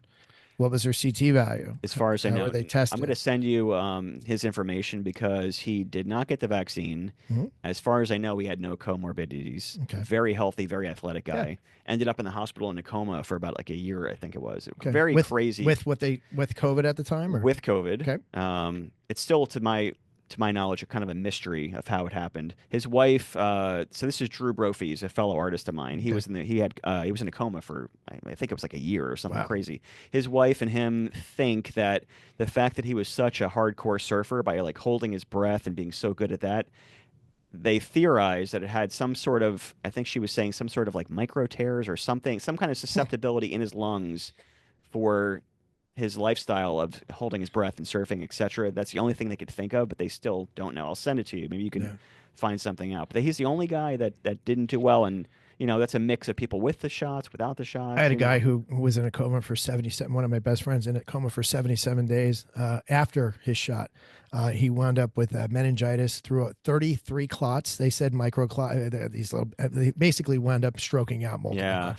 Thank God came out of it mentally fine and wound up losing part of his calf. Because, long story short, the medical community screwed up on that one. But I've seen it on both sides. But again, when I'm looking at the patient that has X, I need, for all my patients, I need to know very specific information. Because when someone says, "Yeah, I had COVID," I'm like, "All right, how do you know?" "Oh, rapid test." I laugh at your face. You tell me you got a COVID on a rapid test. That's like the dumbest thing. Not only do I need 9 copies on a virus on a PCR, on a rapid test, I need 10 to the 6 to 10 to the 9th power virus. What does that mean? Instead of 9 copies, I need 9 million to 9 billion. And if that rapid test comes back positive, I can't definitively say you have COVID, because a rapid test on COVID can come back positive for any of the 7 coronaviruses we test for. I've seen it in practice. So if somebody comes back positive on a rapid, I have to send a PCR for confirmation.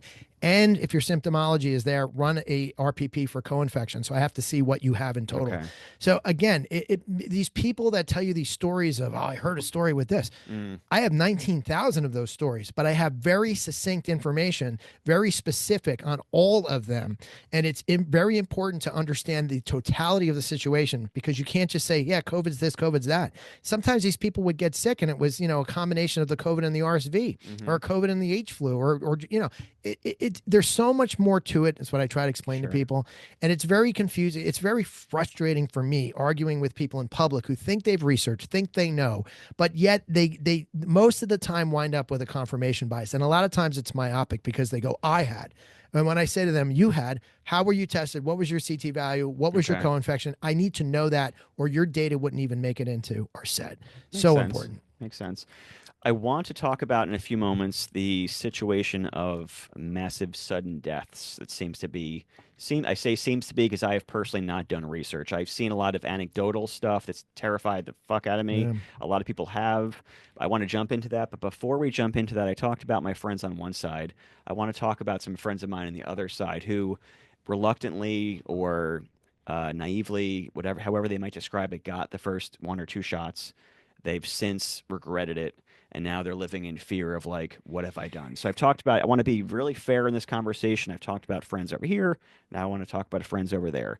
Are there people like that you've helped treat, whether they have some sort of symptom like myocarditis, or whether they have nothing and they're just terrified?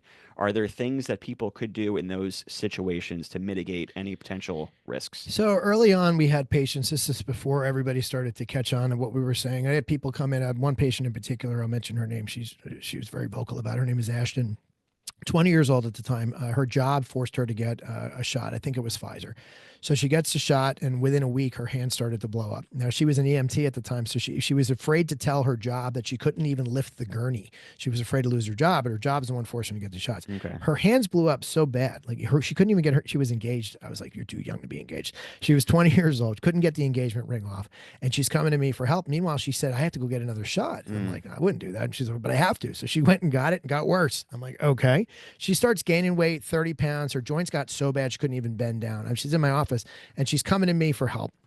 Meanwhile, 2 weeks after she gets there, a couple weeks after she gets the last shot, she winds up catching COVID. Now, of course, I'm laughing in my head, not at her, but I'm thinking, the idiots on TV, all these people, not just the one. More of a cynical laugh. Well, it's all these morons on TV. If you get the shot, you can't catch it, right, you can't give it. And we're like, we wanted to like run through the TV and choke these people out because we're like, you're lying to people. It's unbelievable how many people believe that. No matter what you feel about vaccines, the idea that you take this and you won't get it, it's been proven wrong so many times. And that's why I don't call the COVID vaccine a vaccine. I call it a shot. Same thing with the COVID shots. I call them shots, not vaccines, because I don't want to confuse that 90-year-old person who got a live attenuated polio shot and said, I've never caught polio. But it's a different type of technology. You're conflating things. You're comparing apples to oranges. So it's very important that we keep that in the forefront. But this poor girl catches COVID. The joints got even worse. So we tried something in the office. Now all of a sudden everybody's doing what we tried a couple of years ago. It's called NAD. It's basically it's vitamin B's. It's a lot of B vitamins, a couple other things in there, but it's an anti-inflammatory.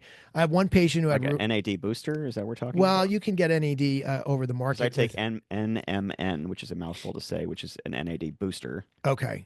Well, NAD, we use NAD with glutathione, but we do it through IV. We don't do it. Anytime you bypass the liver, you're going to have your best reaction to it. So people that get the pills, same thing with like semaglutide. People will go, I don't like shots. I want a troche. And I'm like, it's not going to work. And they're like, but I want to try it. I'm afraid of needles.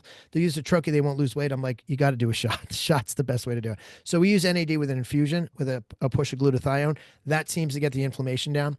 I have a patient who has rheumatoid arthritis. She tells me she can't grip her steering wheel.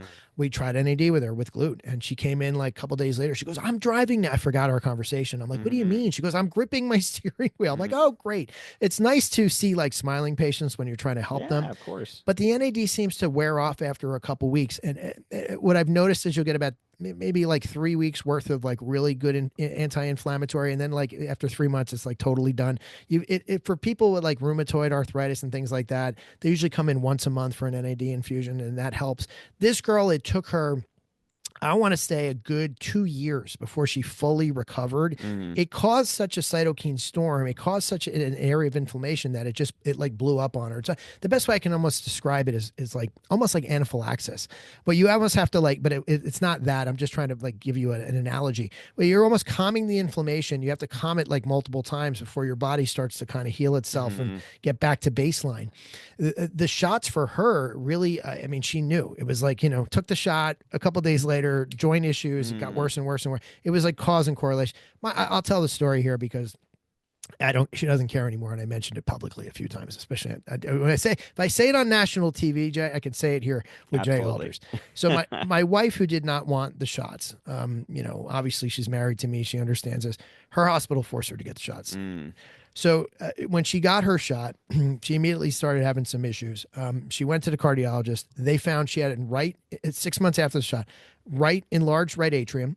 And she actually had another study done on her abdomen, and they saw as an incidental finding that she had plaque in her aorta. Well, guess what? 6 months before that, the shot, she had an EKG that showed no myocardial infarction, but 6 months after the shot, her ECG mimics an MI, a myocardial, and a heart attack. So we have studies before and we have studies after. We also had another CT scan that we pulled from 2020, no plaque in the aorta, and she had no right atrial hypertrophy, but 6 months. So we have studies on my wife that are 6 months before the shot and 6 months after the shot, and you can see the stark difference just in her. So, and that's an anecdotal story, but when you see this, is there anything she has or could do at that situation? As far as I know, you can't do too much about plaque. Am I wrong? Like what? Yeah, she has to go back. That's a Laith Demel question, my cardiologist. And, Okay. now everybody's going to know who it is in the book that I wrote about because I didn't mention him in the book. But good guy. We had that argument though at the dinner table because I was like, "What are you doing? Like you're an idiot. You're not supposed to be saying that to people. You should be telling people like the truth." And he got it. But he's a great guy. He's a good cardiologist. I think everybody in the medical community got caught up in that. I wrote about a medical student at the time who is my friend's son. I won't mention his name. Let's go back to your wife first. Yeah. Someone in her situation, someone you love dearly, is there something that you are doing to mitigate what's going on with her? First thing is you're not getting any more shots. Like Okay. she didn't want it in the first place. This is stupid. She doesn't want to get a flu shot now. Her hospital's trying to mandate she gets a flu shot, and she doesn't want that either. And I don't blame her. Sure. You don't need it. Again, the studies they don't show that it's right.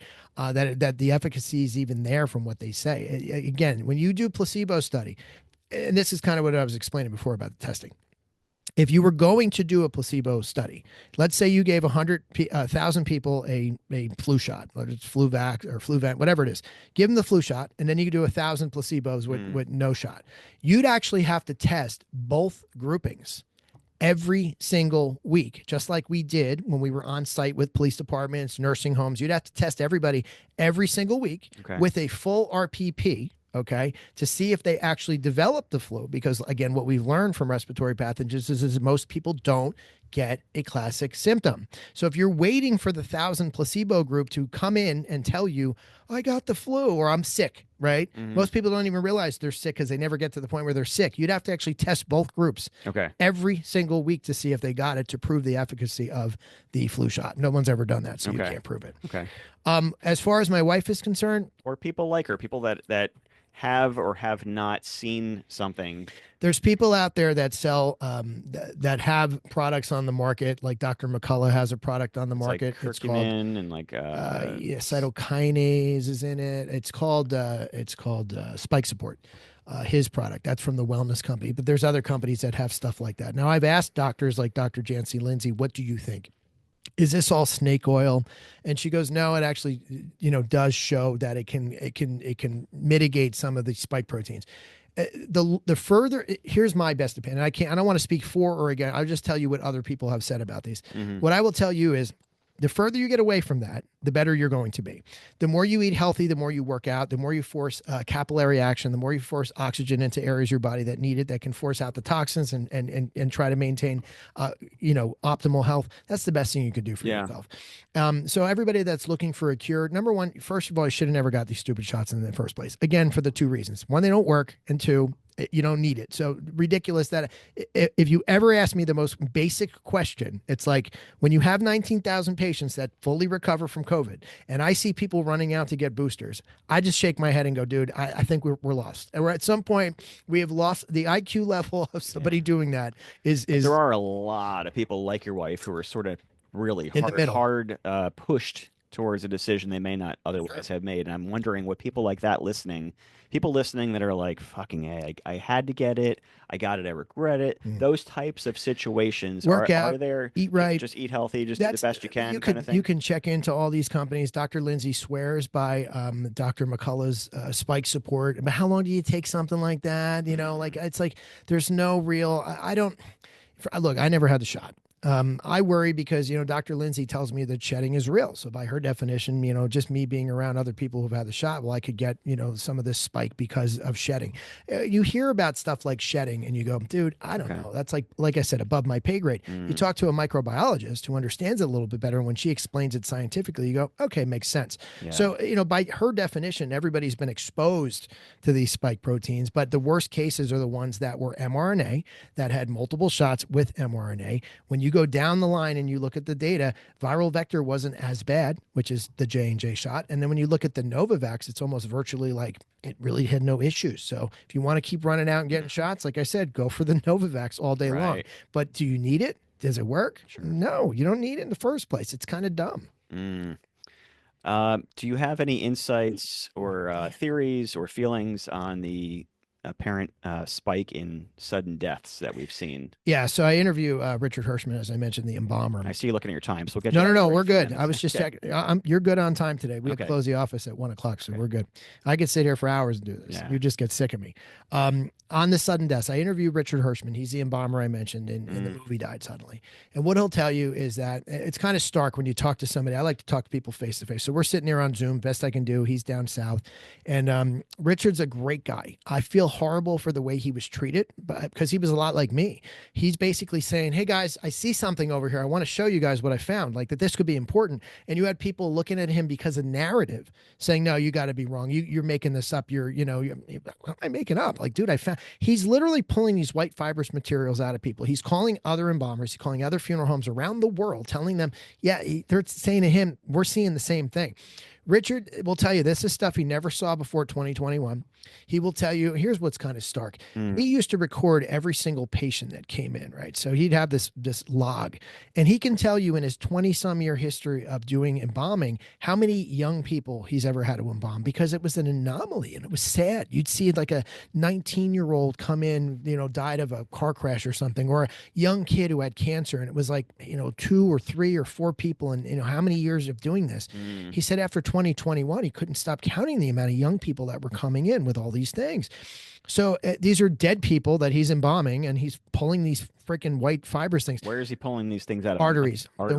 When you have to embalm somebody, you cut in and you have to push the fluid into the artery. Okay. So what they were finding was they couldn't get the fluid into the artery. So as they were doing a little investigation, what is blocking this thing? They would pull these things out. I have pictures. I'm not going to have to show you. I'm good. You're sure you don't want to? No, I don't. I'm good. That's bro. kind of neat. No, cool. So he'd pull these things out, and they were like, some of them were like 3 feet long, and they look like calamari, and it was developing inside the artery. Okay. So what we were trying to figure out, was this happening post-mortem, or was it happening while the person was alive and it was killing them because it was actually, the blood flow. Okay. What you would think you'd find is that you would have like necrotic tissue, right? Like, almost like when you have like a diabetic where you lose a toe or you lose a limb. But these things were so long. So we'd send them off to the lab, actually put in the book what's actually in these, the molecular structure of these things. It tells you what's in them. It's basically, the best way to describe it is what I said. It's like calamari. But the anomaly with that was the amount of young people that he was embalming versus what he had done in his 20+ year career. That is what the stark difference was. So these sudden deaths, are they happening? The answer is yes. I mean, it comes right from, you could look at the data in the embalming tables from these funeral homes. And the strange part about it was these white fibrous materials, which I could tell you when I first saw the movie, you're like, oh, and then you're like, when you see it in practice, and Richard's sending me, studies and pictures, and scientists are actually analyzing this, and you're watching them come out of body. It is totally real, and it is scary as shit. And we don't know why it was being caused. There's some theories out there. Okay. But again, that's more kind of beyond my pay grade. But the mRNA seems to be the kicker for that. There's mRNA, even Dr. Malone will tell you, was not ready for prime time. And it has caused more issues than it is solving. Risk versus reward makes no sense. For you to run out and get an mRNA shot for a COVID is not even like a 50. It's like it is a completely, utterly ridiculous decision. I think people should do whatever the heck they want. They should have the freedom. But as an anecdotal experience from myself, my mom is just turned 78. She's in a nursing home. She's the most frail looking person you could imagine for her age, just doing horrible. And she's had COVID multiple times with no boosters or anything. And if she's surviving that somehow, did she ever have the shot? I believe she had the first 1 or 2 when it first happened, because she was in assisted living and she had to. Yeah. And to my knowledge, I know my dad would most likely have told me. To my knowledge, she's never had a booster. We did. She just had COVID again. Maybe like a month or 2 ago, with 0 symptoms. We did 7 facilities of assisted livings during COVID, where we had to go there and test weekly. One, like on a Wednesday, we would do 2 of them. On a Saturday, we would do 1. 7 different facilities where we tested. A lot of these went on for 2 years. One we did for like 3 years straight. I had one facility in particular, was the first one to start testing in the state of New Jersey before the mandate. They called us and said, "Can you test us weekly?" And we said, "Sure." Then the state mandated a few weeks later. So they were literally the first ones. We watched all these patients. The first time we went in, they had 15 people die before we got called, or at least they said they died of COVID, but they died. We went in, and out of 50, I'm trying to think. We tested 56 patients the first day. I think we found 16 positive. I think that was the number. I might be misquoting myself. It was around that number. And everybody was like, holy shit, I can't believe these people are positive. They just saw what they thought was 15 people die of COVID. So they all thought they were going to die. All these people survived for, besides the ones that died of old age over the course of 2 or 3+ years. The ones that had COVID, we would test every week. So you'd see 2, they'd isolate them. You'd see another 5 the next week, they'd isolate them. And then you'd see every week, you'd see positive. We'd have to call and report the positives. And you'd have to retest everybody. If the numbers got too high, they'd have to test twice a week. So we had a lot of data. We watched this go on for a year, and then the shots came out, and they forced the shots on all these patients. I watched as soon as they got mandatorily vaccinated, I watched 6 people throw clots. 3 of them died, and the other 3 survived. But 6 people in the week after they got vaccinated clotted out. It was incredible to watch this in real time because you're dealing with all these patients. I had a 104-year-old patient at the same facility catch COVID. She was fine, shot. She was fine. The majority of people who get the shots are going to be fine if you're relatively healthy. But if you have an issue and you have something that is you're teetering, the shot can cause that to come out. That's what we were talking about, the joint issue, the heart issue. So it's, again, analogy. If you're the 40-year-old guy who's having something now that wouldn't have happened at 70, it's exhibiting itself now. That's kind of the analogy. The same thing with if you're in the pool of population who could die in the next 5 years, a cold can bring it out, a flu can bring it. You don't want to cause an inflammatory reaction. You want to try to stay relatively healthy. Sure. The problem is in the aggregate, Jay, is that when you look at all of these younger people dying, sudden deaths, people who are developing things earlier now, the abundance of cancer, which we haven't talked about here, that's the crazy one. That is the nutty. If you talk to all the nurses in the country and ask them, a thematic analysis is what we do. When I published my study in the Library of Congress, it's on the COVID. It's on testing and treatment and how the CARES Act affected it. You always do a thematic analysis. It's what is everybody? What is the theme? If you talk to the nurses around the country, they'll all tell you the same thing. They're seeing an abundance of cancer, and an abundance of young people, an abundance of rare cancer, and they all say the same thing. We've never seen anything like this. Like, it's a common theme. So when you kind of put all that together and you look at it, what I had said early in the first book was that I predicted, my hypothesis was that for the majority of people who get these shots, they'll be fine. If it caused something to long term. Well, here's what I said in the aggregate. I said in the aggregate, what we did during that time frame probably shortened the lifespan of the populace by about 3 to 5 years on average as a conservative estimate. More liberal estimates, probably 7 to 9 years that we've shortened the lifespan of the populace. I don't like to tell anecdotal stories because they create a little bit of a bias, but I have to put some in the book because, they just bring the story to life. Stories, sure.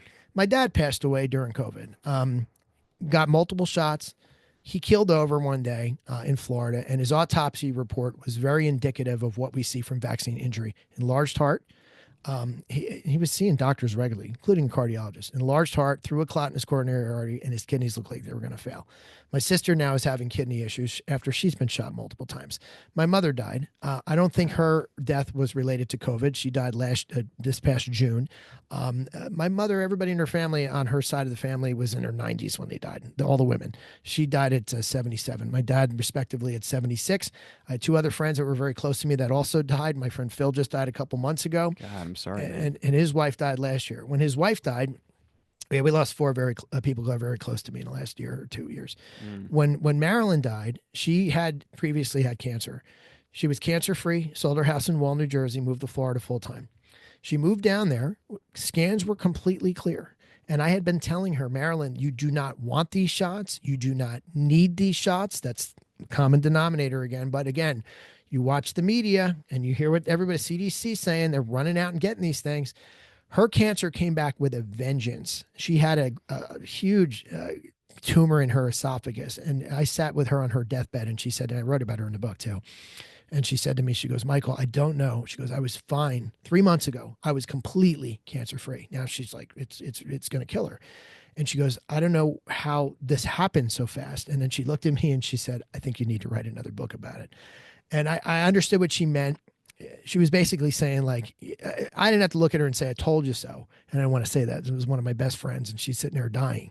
But I knew what she was saying. She's like, I finally get it. And I wrote about it in the book. And you just see, look, all their ages, 75, 76, 77, and 78, respectively, between the four of them who died. Um, Maryland's suspicious because of what we see. You see these rare abundances of cancers coming in with a it's the 26-year-old kid who goes to the hospital for something unrelated. They're doing a study, and this is what we find, Jay. All of them are on incidental findings. We did a study and we saw this. My mother-in-law just had so I don't want to out her shit, but she just had a study done, and they found a spot in her lung. It was an incidental finding on the scan for it was a calcium scan that she had done, and they said incidental finding. So she had to go to checked out. She's fine, thank God. But we find these things on incidental findings, and that's the problem when a 26-year-old kid goes to the hospital and then never leaves the hospital because they found full-blown cancer somewhere. My wife there was a story about a cancer. There's a gland behind the heart. It's a thymus gland. I never pronounce it. It's like the weirdest thing. It stops growing when you're like born, basically. Like as a kid, it grows and then it stops, and it's this pea. This kid had this thing. It was like a golf ball size. Like it was this rare cancer. You see these things all the time. And when you talk to doctors now that are away from the cognitive distortion about this stuff, and you ask them, what have you seen differently since 2021?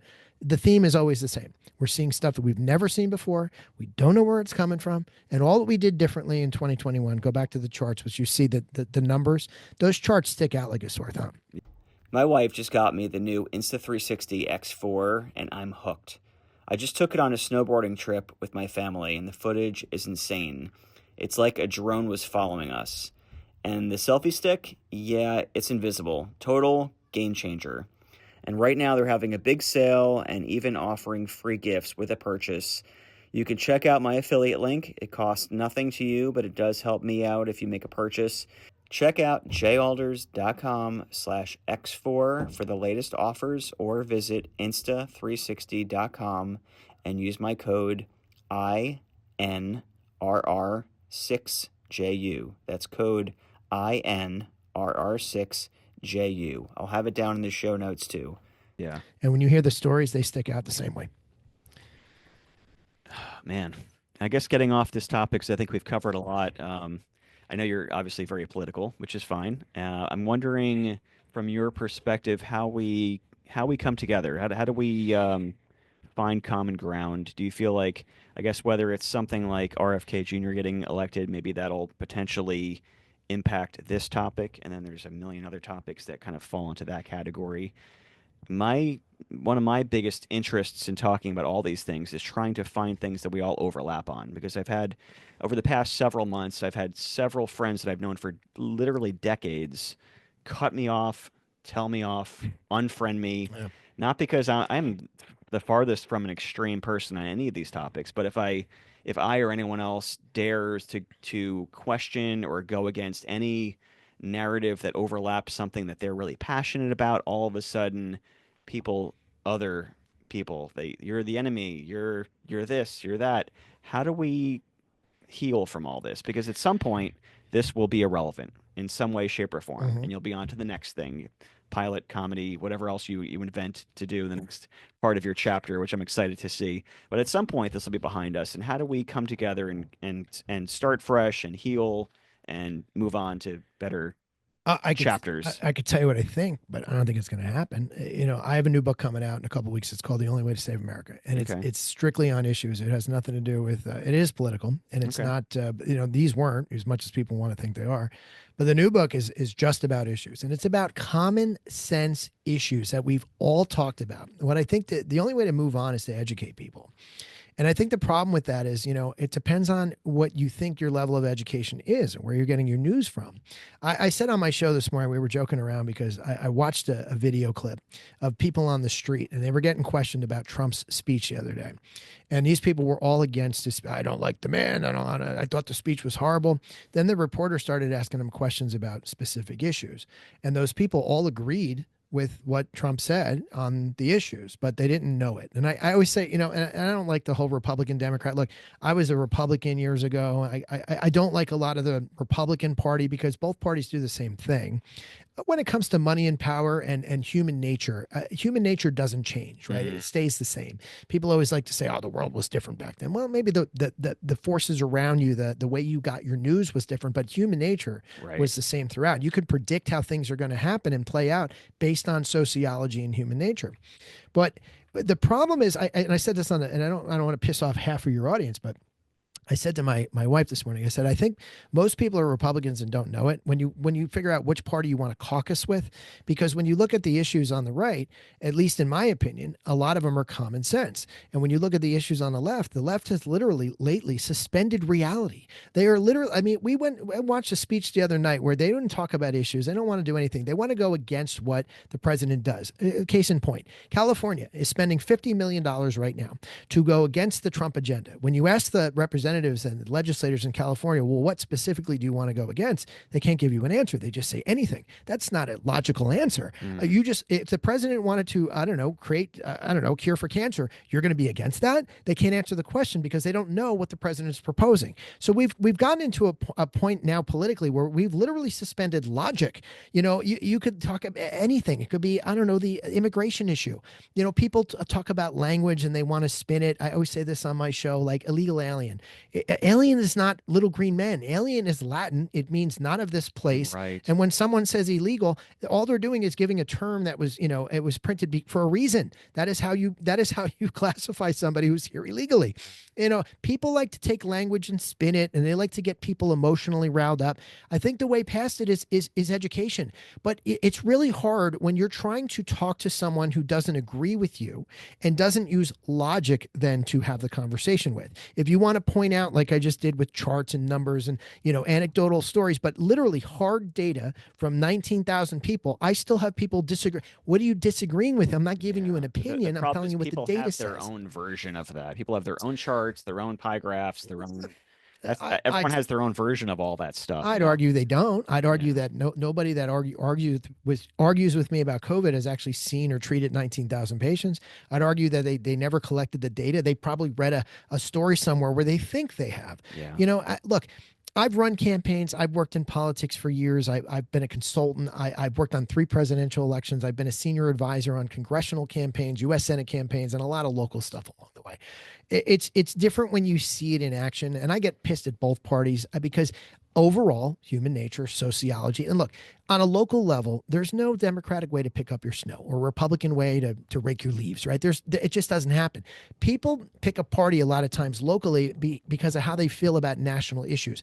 But a lot of times those people work up the ranks because they couldn't make it with the other party. I know a lot of people who've become Democrats or Republicans because the party was full and they couldn't run on that level locally. And those people wind up becoming senators or congresspeople or sometimes eventually the president of the United States. I mean, Donald Trump was a Democrat at one point. Now he's a Republican. You have a lot of people who switch parties for different reasons.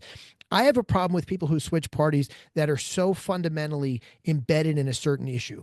Like we have a congressman here, Jeff Van Drew. He's in New Jersey, south of Jersey. I don't dislike Jeff. I don't like Jeff. I know Jeff. I've met Jeff. Big deal. We're not best friends.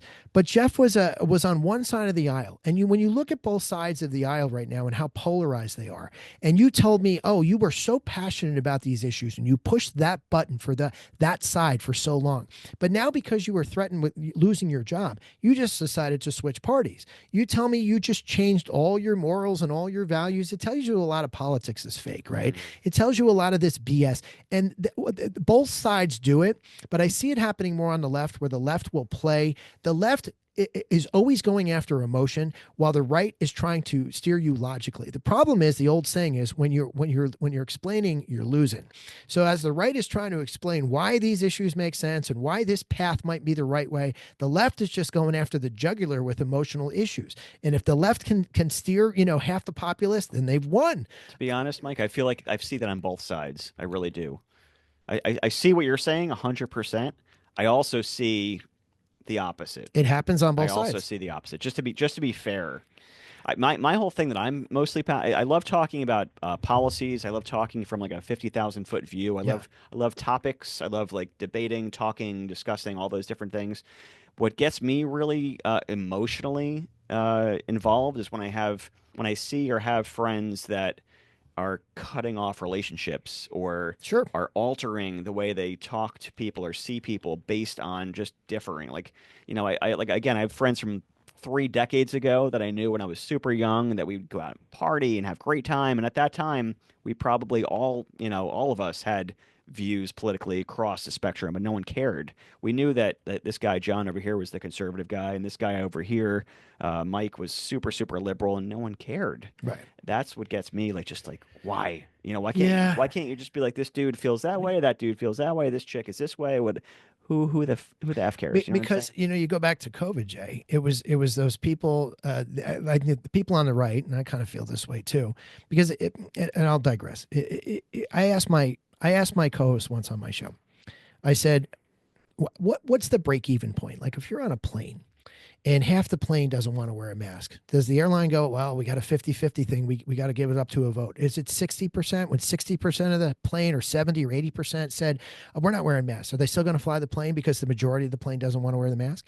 He goes, think about Germany. It was like 3 to 6% of the populace that turned an entire nation and then all of a sudden went to war. Right. You only need 3% of the people to turn. So there's a lot of people on the right, to go back to your question, that are mad at the people on the left, like me, because you're going, you made me wear a fucking mask on a plane that I didn't need. You made me suffer and up in bites and sips, and probably gave me a couple staph infections that I didn't need or want.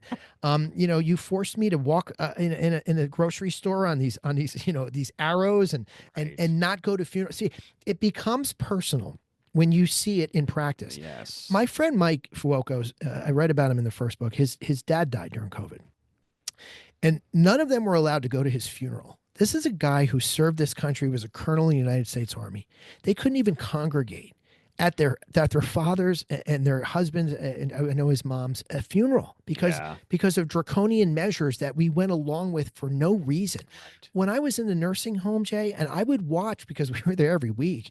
I think with that, the one I'm thinking of that I just mentioned, we were there on Mondays, and I would watch these 90-year-old birthday parties through the window of, I use the word Mildred, I don't know what her name, name 100 of them, but she's standing there, and there's a family outside through the glass, 30 feet away, with a cake, singing happy birthday because they weren't allowed to congregate. I did that with my mom.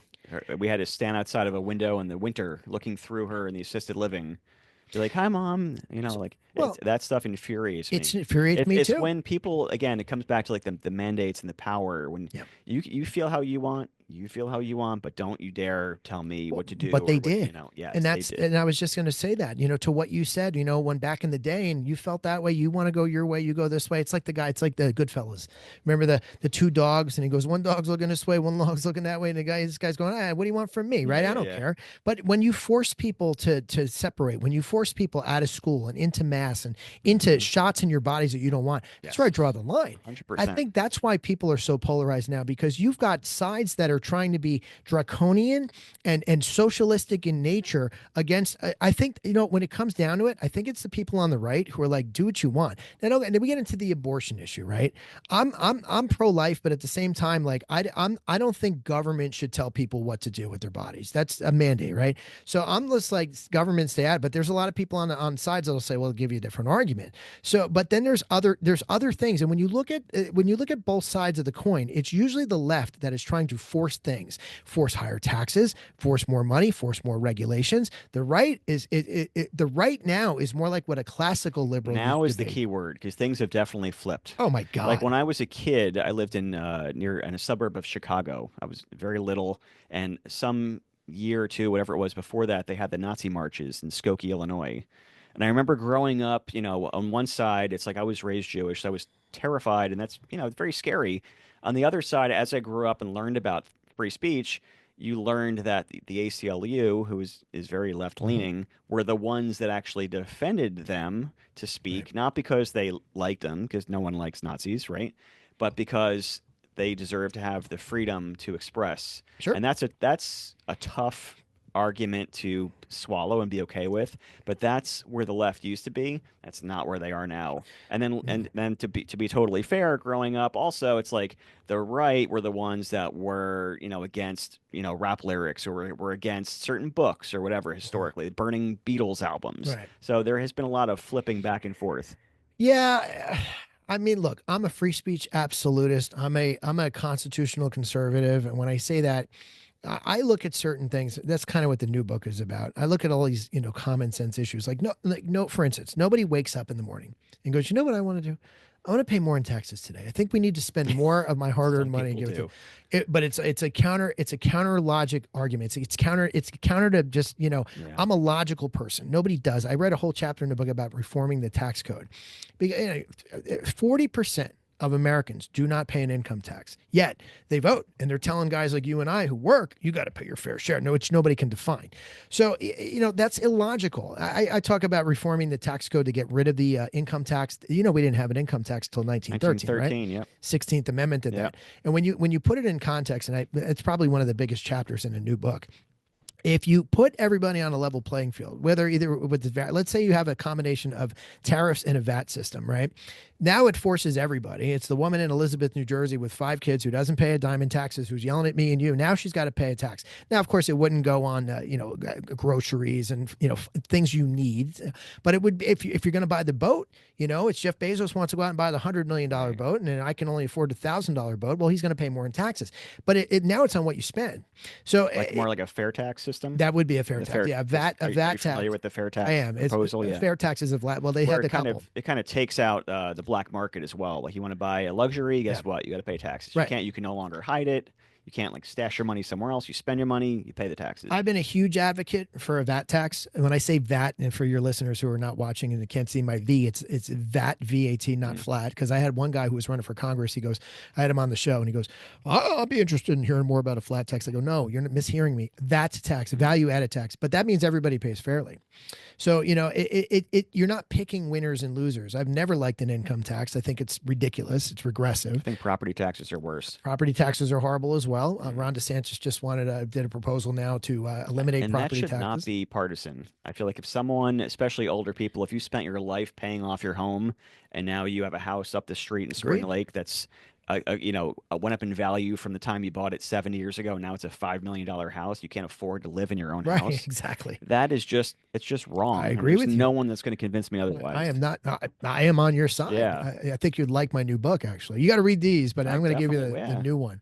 By the way, people calling me up going, can I get a free copy? I go, I got to pay for them. They're not free. Somebody's got to. Plus, I spent all this time, editing and publishing. Of course. People don't get that. Yeah. Go buy a copy, people. It's on. You can get it on Amazon. But the new book's called The Only Way to Save America. It's called Trump 2.0, The Battle for Common Sense. And it talks about this. It talks about term limits. It talks about reasonable. We talk about balanced budget amendments. We talk about a zero baseline budgeting. There's so much that we can do that we've talked about forever. You talk about Newt Gingrich back in the Contract with America in 1994 proposed a lot of this stuff, but you get the dichotomy of, well, the left can't agree with the right because we can't look, like we're agreeing with Donald Trump. That's what's happening now. Donald Trump might say, hey, we have the lowest border crossings like ever right now. And all it took was Donald Trump to say, we don't want you guys coming in illegally. The door's open if you come in legally. How do you think that feels? You got the woman who's been trying to get in this country for years, who's gone through the process. And then you got people just walking over the border, giving a phone and here's an EBT card and go nuts. Who does that say to people who are trying to abide by the law? Criminals by definition do not abide by the law. We talk about gun reform. There's so many things that happen in this country where one side will take it, and you're right, it happens on both sides. But when you start going in an illogical direction, it doesn't make sense. For those of us who've been around the block a little bit, for those of us who might have been cops and, studied and got doctorates or, I don't know, handled 19,000 patients, if I want to ask directions from somebody to the gas station, am I going to ask Jay Alders or am I going to ask the person in the mask? I'm going to ask Jay Alders because you look more logical to me. You should ask Waze because I'll get you lost. But I would rather have information coming from people who make more sense than who've gone off in a tangent somewhere. I think we just need more of this. Just civil dialogue between people on the left, people on the right that are both fair-minded, open-minded, more logically based. Because I think there's things on both sides that if you spell it out, whether it's practical or not, it's a different story. Sure. But you could say, hey, here's my argument for such and such. Sure. Here's my argument, and you may say, I agree with that. but it's not practical or it's not going to be affordable, and someone else might say the same on their side. So it's, I don't want to get too deep down the. But you're on the right path. Logically, though, usually people will say, "Yeah, I agree with you here, but I disagree on the way to get there." Right. So we don't do that now. We all want peace. We all want to be right. love. But we all want to take care of our that. children. We all want to have a good environment. Donald Trump will come out and say, "I want peace," and the other side will just come out and say the opposite. That doesn't make sense. That's what we've done. We've suspended logic now, and it's getting to the point like sports, which is sad. Both sides are guilty of it to at least some extent. I want to play fair, just because I don't want to rile people up too much. But I hear what you're saying. But I want also to not pull my hair out. But the illogic. You have plenty of hair to pull out. I mean, you have plenty to spare. It's all right. I got to get it cut. Are you still going to Christine's place? She closed her shop in Red Bank. Really? I didn't know that. In Red Bank, she had mold, and she opened up in Bellworks, if you know that place. Okay, yeah. So I was going up there for a while, but during COVID, when everybody was closed, of course, I was working. I'm running around seeing patients, doing what I do. So I called two people. I called my housekeeper, and I said, "Do you still want to come over?" She was only doing it once a month, and I called my hairdresser, who I was going to at Christine's, and I said, "Do you want to work?" And she goes, "Yeah." She goes, "Will you let me come over?" You got to remember the timeline, right? People forget all this. She goes, "Yeah, is it okay if I come over?" I go, "Yeah." She goes, "Yeah, you'll come over to cut my hair?" She goes, "Yeah, I need the money." I'm like, "Perfect, come over." And she made grocery money or whatever she needed by coming to see me. So once a week, every 7 to 8 days, 9 days, she would cut my hair. She still comes over to this day. It's been 5 years. That's great. So I just text her and say, "When are you free?" Comes over, hops over, cuts my hair at the Uber house. Eats for haircutters. It's fantastic. I love her. Don't want to tell everybody because she's not going to do it for everybody else. That's fantastic. But they should really have like an Uber Eats for haircuts. They had one down in Key West. My buddy Joe turned me on to it. It was a van. And the van would come to your house, and inside the van, he had a little. You walk in, it was like a whole barber shop. Groomer for for people, for Italians with Jewish last names. Yeah, very niche. My friend Joe is pretty hairy. He's a big Italian guy. But yeah, if you cut your hair right at the house, I mean, you should. If anybody's thinking about doing it, it's a great idea for New Jersey. That could be another business. If last question for you, if all of this stuff gets solved in the next X amount of years. Where do you see, what's your next biggest passion? Because you're involved in so many other things, and I think there's only room in your brain for so much. So if this was all removed somehow, where else are you really focused on? I'll let you personally. Know. My wife and I had dinner last night, and it's funny because we do so many different things at the office, this, that, the other. When Sandy happened with Hometown Heroes, we found ourselves in the middle of. I feel like Forrest Gump. Because we were just in the middle of it, and we wound up giving away $3 million and helping 10,000 people, 3,500 families. It was pretty cool. It was really cool, yeah. And COVID came Honored around. to be part of that. It was very cool. I wish you had the gallery still. It was such a cool little place. That was such a stupid move on my part. That was one of those business regrets of. I got a few. You live and learn. Yeah, I know. I've been there. We talked about one off air. I've had the same situation. It's funny being an entrepreneur because people don't realize that the stats. It's like 9 out of 10 businesses fail. And to be an entrepreneur, you have to be okay with failing and just getting back. You have to take risks. Yeah. And without risks, there's no reward. But you also have to have an artistic mind. And when you were talking to me about that a little bit off air, but just kind of being able to kind of see things differently and placing. Yeah, you were saying you're not artistic. I don't buy that because you're very creative. All the different things you're involved in, the different things you're willing to put the pieces together. But I can't put it on paper. I can write it in paper well and get it published, but I can't do what you do and draw a picture. My stick figure is not even close to you'd be like, that's the worst stick figure ever. Right. You're an artist. What if you had 3 years to make one painting? Maybe. Okay. It's a timeline issue. It's not a no talent issue. Maybe. I don't know. We'll figure it out. I'll try it. We'll have to paint by numbers and hang out sometime. But I don't know what I want to do when I grow up. I right now we're focused on the shows. The show's getting some traction. Every time a book comes out, I do this round with my publicist where she's booking me on all these shows, TV, radio, podcast, whatever. And I say yes to everything. I get fan mail. I respond to everybody. I get requests. I usually say yes unless it's out of the norm or just timing wise. But I try my best to engage with everybody. But it's frustrating. I got to pivot from being the COVID guy, and I'll do more of the news and the politics guy and see where it goes from there. Sure. What I really want to do though is beyond that is find the one thing that really, I feel passionate about, because everything that I've done has always been out of necessity. Okay.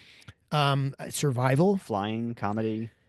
Love them all. Flying was a hobby, best hobby I've ever picked up. Baseball, same thing. Yeah. Comedy, seems same like you thing. have a lot of the opposite. You have a lot of hobby slash fun slash doing it for the heck of it. I like to challenge myself, but a lot of like the business stuff has always been about. I moved out when I was 15. I was homeless when I was 17, so it was like about necessity. It was like staying alive. Right.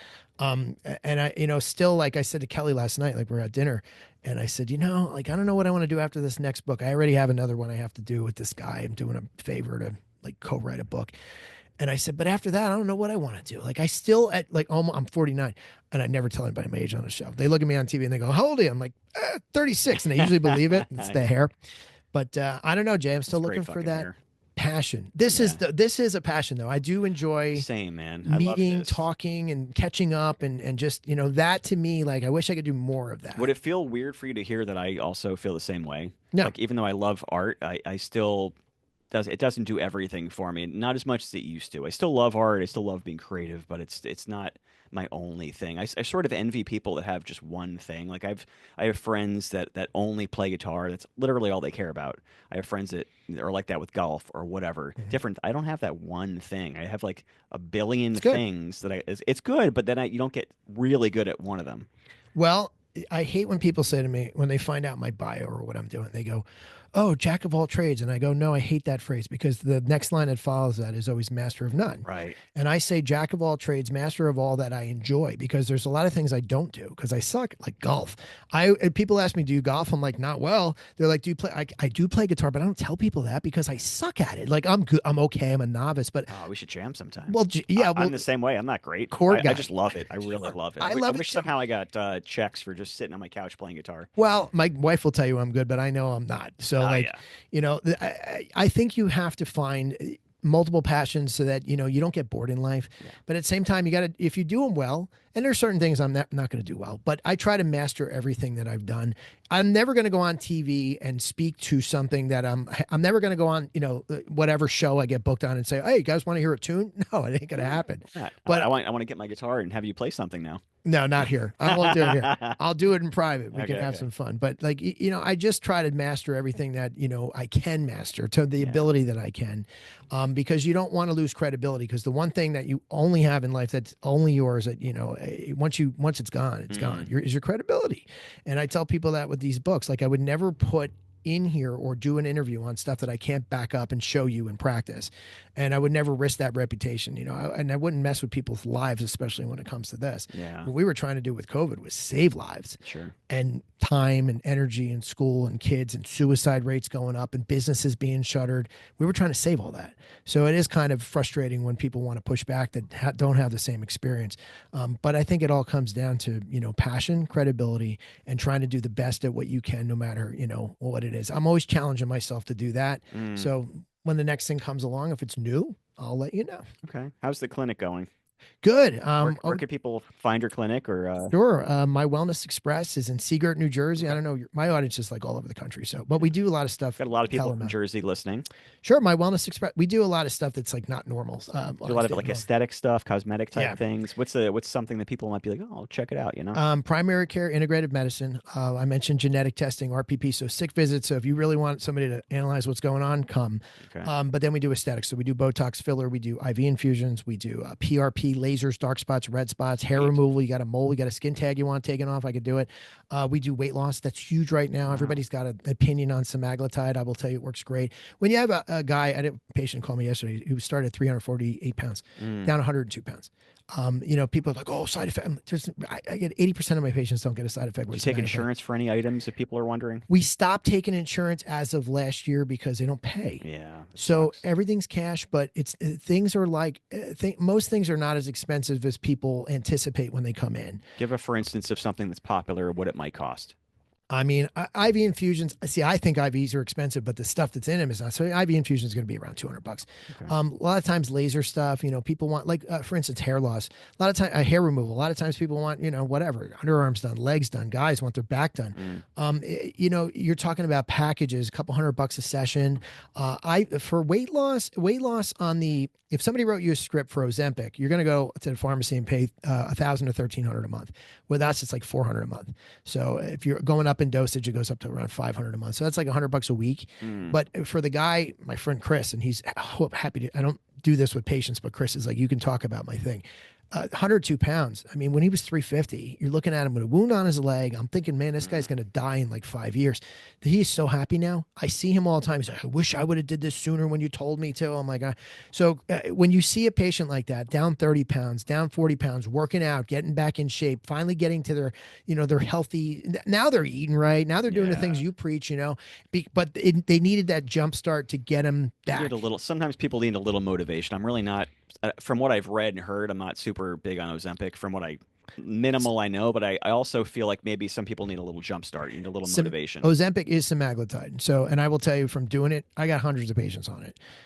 It is the game changer that we didn't have. You got to remember, that is a peptide. Peptides are amino acid chains.